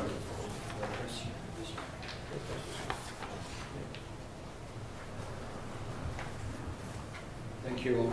I will see through the architecture. We did present this first part before, but I'll run it through quickly. So this is lot location. That's isometric, showing where the building is. These are historical photos, 90/80. These are also photos of 29th Street. This scaffold was removed recently. Now this is the photo in the middle with the removed scaffold, but the bridge is still there. This is the new proposal. We had to include the fire escape, unfortunately, because there's multiple dwelling, and multiple dwelling requires 2 means of egress from every unit. So we have it in the back and in front as well. The one on the top is obviously the one which is previously done, and the one on the bottom is the new proposed. This shows obviously elevations, prior elevations, 1932, 80, and existing. Now this shows basically existing south elevation, then previously proposed, which we had the last time, with the bulkhead, and you see it was taller, and now we have a current proposed south elevation, which doesn't have a bulkhead, we have a hatch and the roof is sloped behind, but you don't really see that slope at all because you're going to see this on the section. This is the rear one. The one on the left is existing. The second one is previously proposed with the bulkhead on top, and the third one is current, without the bulkhead.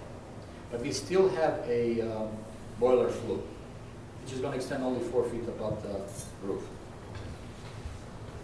This one on the left is existing section, what is today. One on the right is current proposed. And as you can see, we moved the building 16 feet back. We created this 20-degree angled roof, which allows us to use a hatch in lieu of stair bulkhead. And basically, because it's not accessible, we don't need a railing. The one on the left is previously proposed. And you can see the size of the bulkhead and much taller structure than this now. Now we're going to go through the sight lines. This is the sight line from 29th Street. Totally invisible. The one on the very top shows the sight lines all the way from 28th Street. And as you can see, we have distances listed there. And we have taken photos from those distances. We also included a topo map. And it's actually a lucky thing that the soil drops from 29th to 28th Street, almost 6 feet, I believe. And as well, if you look at, I don't know if I can point to this, but here, from this point to that point is almost 9 feet. And then it drops this way as well. So this did help us with our sight lines. So we checked this sight line almost 206 feet, I believe. And as you can see, it really passes that. Now we are at facade details. You've seen this before, but it's still included. This will show that we are including brick veneer, which is only 2 inches thick, in order to apply to the existing facade, which was already enclosed with stucco finish for waterproofing. We have to put those metal panels, and then metal panels get screwed into the stucco wall, into the brick, and then this briquette or half-inch thick brick gets attached to the metal panels. The reason for this, and it was given to us by LPC staff, is because this surface would protrude from the adjacent properties only from 1.5 to 2 inches. Otherwise, it would be almost 4 inches. So the facades will be lined. What's the structure of the existing wall under the stucco? The structure of the existing wall is really a load-bearing brick wall, which is I would say it's 3 bricks, I believe. So it's the original wall of the building? It's original, yes. So I was told by the owner that it was leaking, the water was leaking through the building, all the joints were failing, the brick was crumbling, and the reason for him putting this stucco wall was really waterproofing issue. Water was going through the building. And basically the brick works like a sponge, so it does take the water. Now these are the views. There's view 1 up to 8. We did take a view also all the way on the west side on 9th Avenue. And that I should go through it now, each one by one. So this is really from 29th Street. obviously not visible at all. This is right from the front of the building. This will be looking from east. This is across the street. You see the park slopes. If you stand there, your eyes are actually at the bottom of that car. So it's good 6 feet. The building in question is really the one with the stucco finish. It's really just the image. And as you can see, you don't really see the top. This would be our best estimate. This is also from the north side of 28th Street. Not on the south, north side of on 28th Street. This would be actually from the south side of 28th Street, further back. So there's no railing, you don't see railing, you don't see the sloped roof. Really, our task was to make it visible, and I think we succeeded. This is looking from east. This is looking from very west corner of 29th Street and 9th Avenue. Now these are floor plans. The floor plans, these are all existing. And I'm going to go straight to the roof. So basically at the 5th floor. Can I just ask you a question? All the pictures that you've just shown us about the views, that's based on your extrapolation? Estimate, yes, for the sightline section. Okay, so... We took the measurement, and that's the best. It cannot be guaranteed like it's going to be like 100%. It's our best estimate. Okay. We dropped the floor, ceiling height up to the minimum of 8 feet. And overall, we have a 9'2" with thermal insulation. And sloped roof is all the way in the back. So this would be not by any means scientific, but it's a best guess we can make. We did previously also the one with the railing, and really the view was hitting the railing. So now without the railing, you don't really see anything, we believe. Michael, you have a question? Yeah.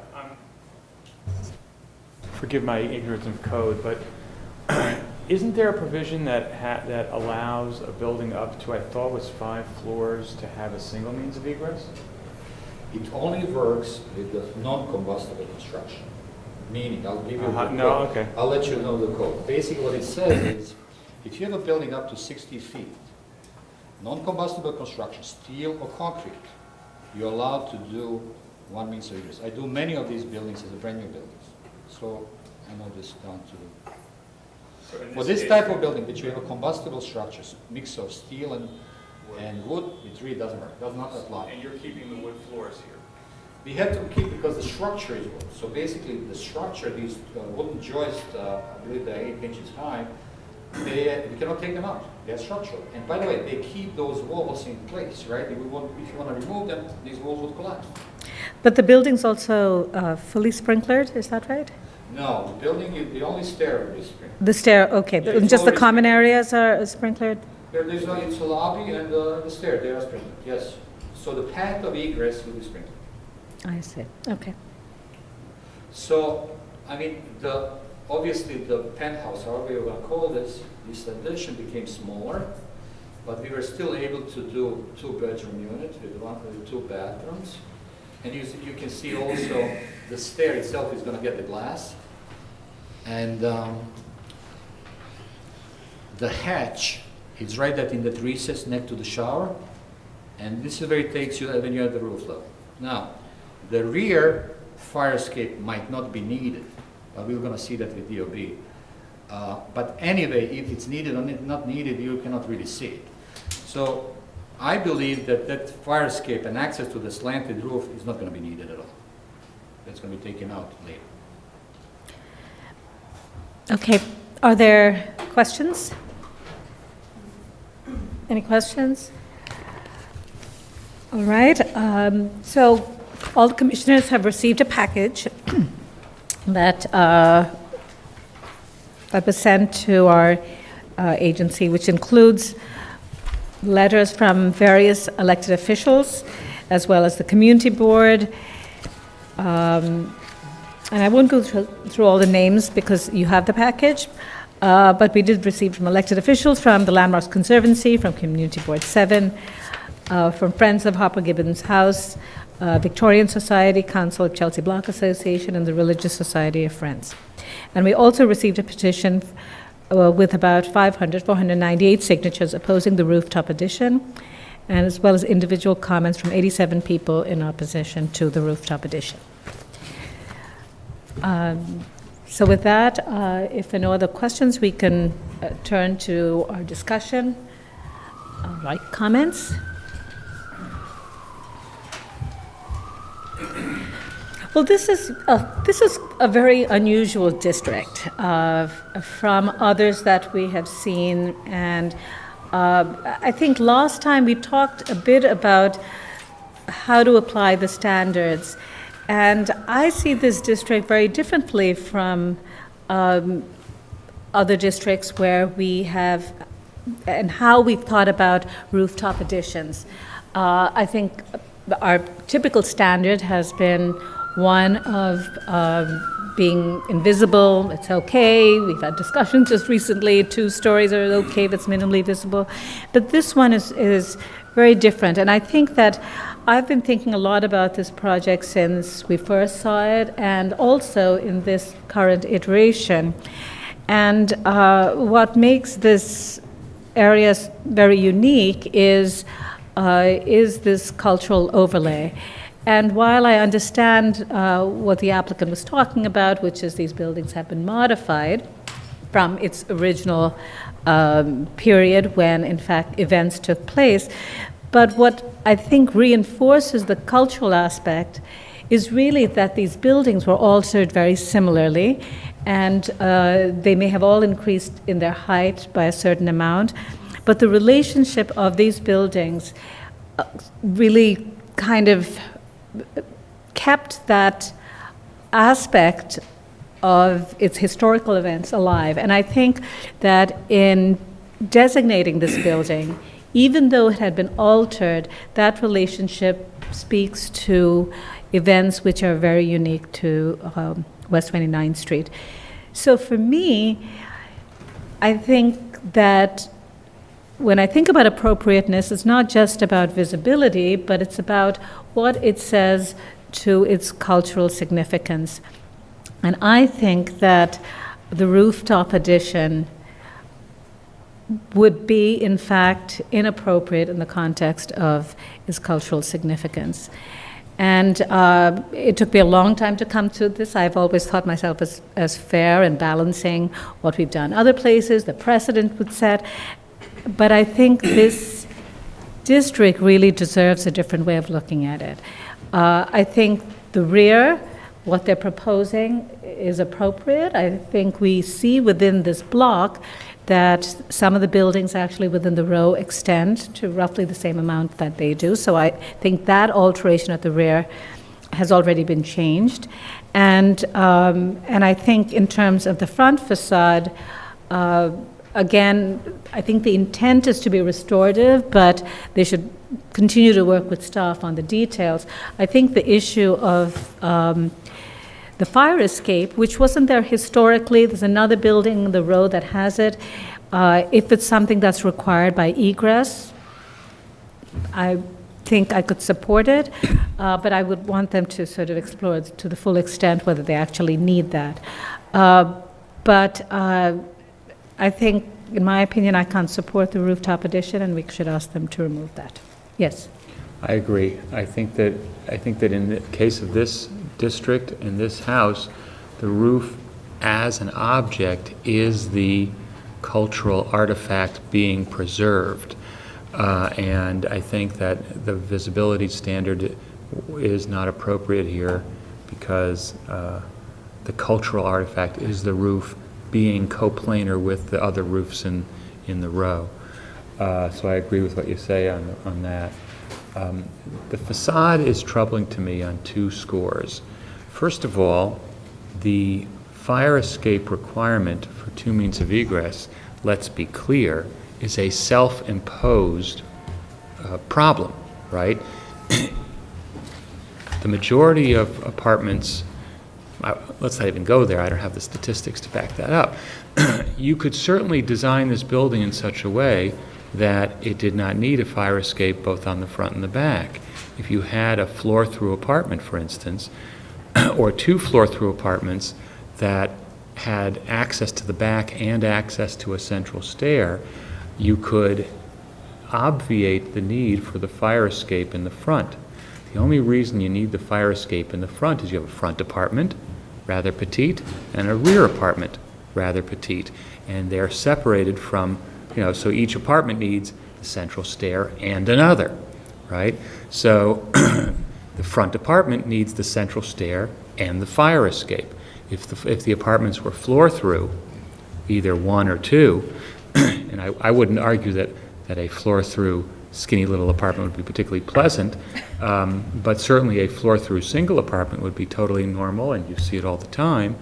The need for the fire escape would be removed. And I don't think we're talking here about an unusual situation where there's HUD requirements or other restrictions. Certainly market rate apartments abound. That would be that would be of the scale of a floor through. I can't speak to the profitability or things like that, but I think that there'd be a way to work this out that would remove the need for the fire escape in the front.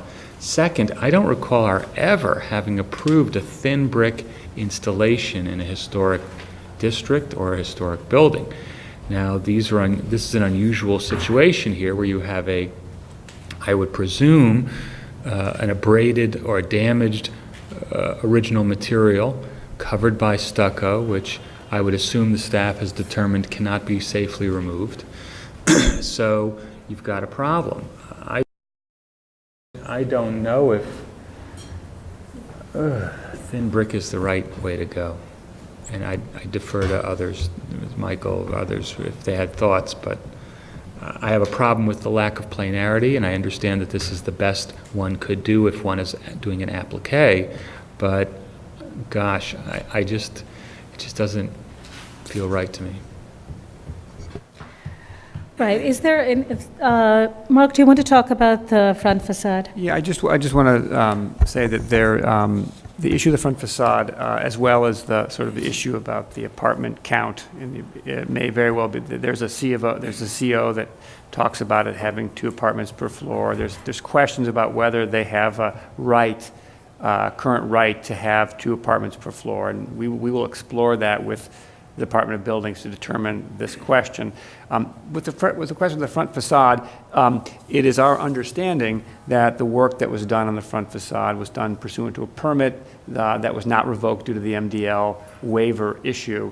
And so the current condition of the stuccoed facade is in essence a grandfathered facade. And until we learn different from the Department of Buildings, we believe that's the case. So that's why the applicant in this case was proposing this solution as a way to make the building fit in better. Okay, that makes sense. All right. Other comments? Yes. All of that notwithstanding, I would, once again, this is a bugaboo of mine, I don't believe that in any historic district, and certainly on a house this small, there is an appropriate use of fiberglass as a cornice material, and I think it's completely inappropriate. Okay. Yes, Adi? We had debated a lot about whether there should be anything on this roof, right? And so, where are we on that? I mean, I think there was a real question about this. Can we bring up that whole discussion, the historic piece of the narrative, the thing that happened there on the roof? I think where we are, I think where we are right now is that the commissioners that have spoken so far have basically indicated they don't want to see anything on the roof. Yes. All right. Shall we move to decision then? Okay. In the matter of LPC 164417, 339 West 29th Street, the Lamartine Place Historic District, a Greek Revival-style row house with Renaissance Revival-style elements originally built in 1846 and 47, altered in 1951 by Harry Gerson. Application is to modify the rooftop and rear additions constructed prior to the designation and to alter the facade. I note that the building is one of 12 remaining houses, 2 of which, at 353 and 355, are now combined and share a lot on this block that was built originally in circa 1850 in the Greek Revival style with 3.5-story brick facades and brownstone basement stoops and trim, all subsequently altered, which now comprise the Lamartine Place Historic District. That the district was designated primarily for its connection to historically significant events and individuals, in particular the New York City draft riots of 1963 and James S. Gibbons and Abigail Hopper Gibbons, prominent abolitionists who served in the subject building from 1854 to 1866, which are related to the mid-19th century abolitionist movement, the Emancipation Proclamation of the Civil War. I also note that the subject building was vandalized and burned in 1863 as a result of mob activity during the draft riots, subsequently rebuilt and then sold in 1866, that beginning in 1888 and ending in 1921, the surrounding 11 houses in the row were modified predominantly in a like manner by the incorporation of Renaissance Revival style elements and the construction of full fourth floor at the attic stories with new roofs and bracketed projecting cornices. That historic photographs dating 1930 to 1940 document that the subject building alone retained a 3.5-story facade and had windows with vertical center muntins and divided lights in 1940, while the remainder of the buildings contained predominantly 1-over-1 double-hung windows typical of Renaissance Revival-style fenestration, and 2 buildings at the western end of the row at 349 and 353 had their main entries relocated to the basement story in place of their stoops. That the subject building was altered in 1934, 1951, and 1958, and included a 4th story as documented in a certificate of occupancy dated April 7, 1952, and that historic photographs evidence that in 1985, the subject building featured a 4th-story, smooth, unpainted brick facade with stepped roof parapet, brick window lintels, a basement with a lowered main entry in place of its stoop, 6-over-6 double-hung windows finished in white, and through-wall air conditioners below selected windows. I further note that at the time of designation of the historic district, the roofs at all of the buildings in the row had been raised from their original heights. 2/3 of the houses had been modified with ground floor entries in place of their stoops. A number of buildings had rear yard extensions. The subject building and the neighboring building to the west had 2-story plus basement rear additions. And further alterations at the subject building were underway, including the construction of a 2-story addition at the previously altered main roof and a 2-story addition above the existing rear addition. I finally note that a series of Department of Building approvals, violations, and stop work orders for work at the subject building were issued beginning in 2004, including some that were based on waivers of multiple dwelling law code requirements. That some of the approvals were revoked in 2010 due to a BSA decision in an unrelated case. That due to that decision and the designation of the historic district, the owner was required to seek LPC approval for additions and perhaps the facade work. With respect to the proposed rooftop addition, I recommend denial. That this building and other buildings in the historic that this building and other buildings in the historic district were designated primarily for their association with the 1863 New York City draft riots. That the building was the home of prominent abolitionists James S. Gibbons and Abigail Hopper Gibbons. That the house was attacked and burned in the draft riots because of the presence of Gibbons, and 2 of their daughters escaped the fire and the rioters by crossing the roofs of this building and adjacent buildings to safety. That notwithstanding that the roof level of this house and the other houses in the historic district have been raised from their original 3.5-story height to a full 4-story prior to designation, the similar roof heights of the buildings recall the building and buildings at the time of the draft riots and evokes this significant cultural history. That no other rooftop addition of occupiable space exists in the historic district. That because of this unique cultural history, any construction of occupiable space on this roof, other than access bulkheads or other required structures or equipment, whether visible or not from a public thoroughfare, would detract from the historical significance of the building and other buildings in the district.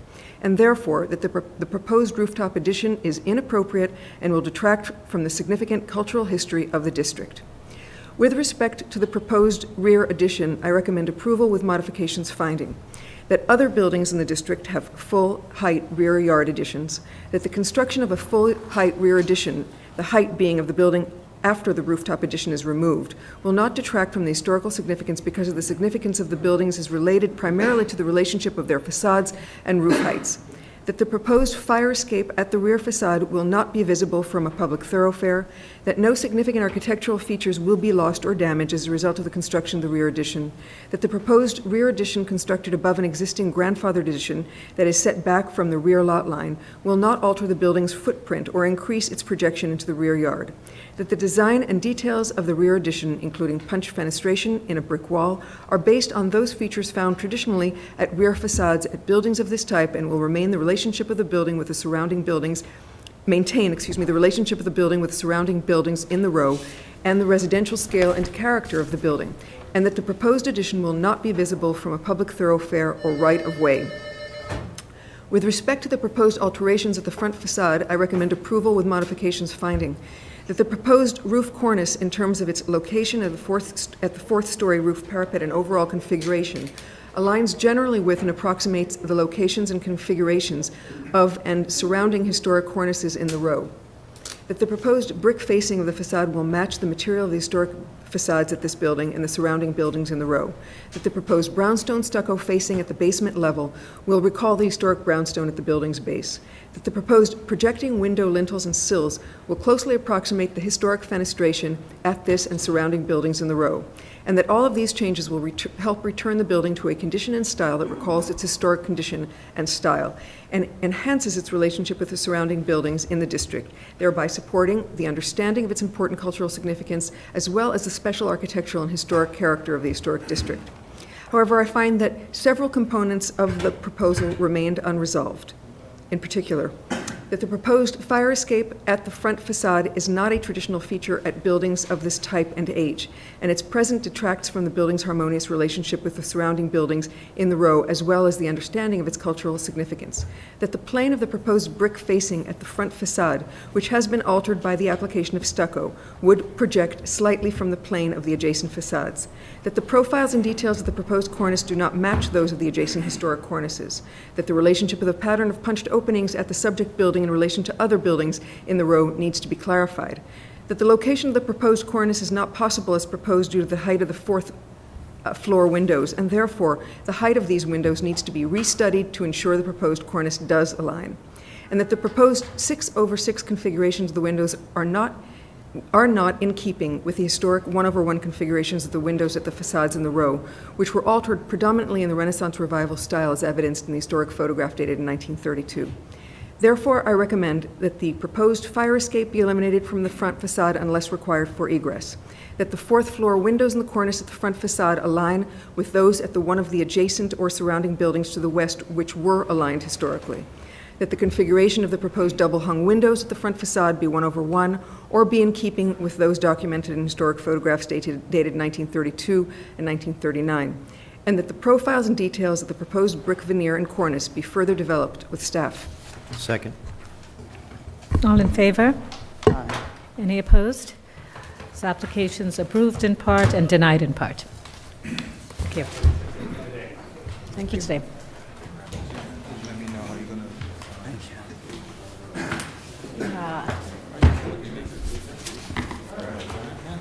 I don't know.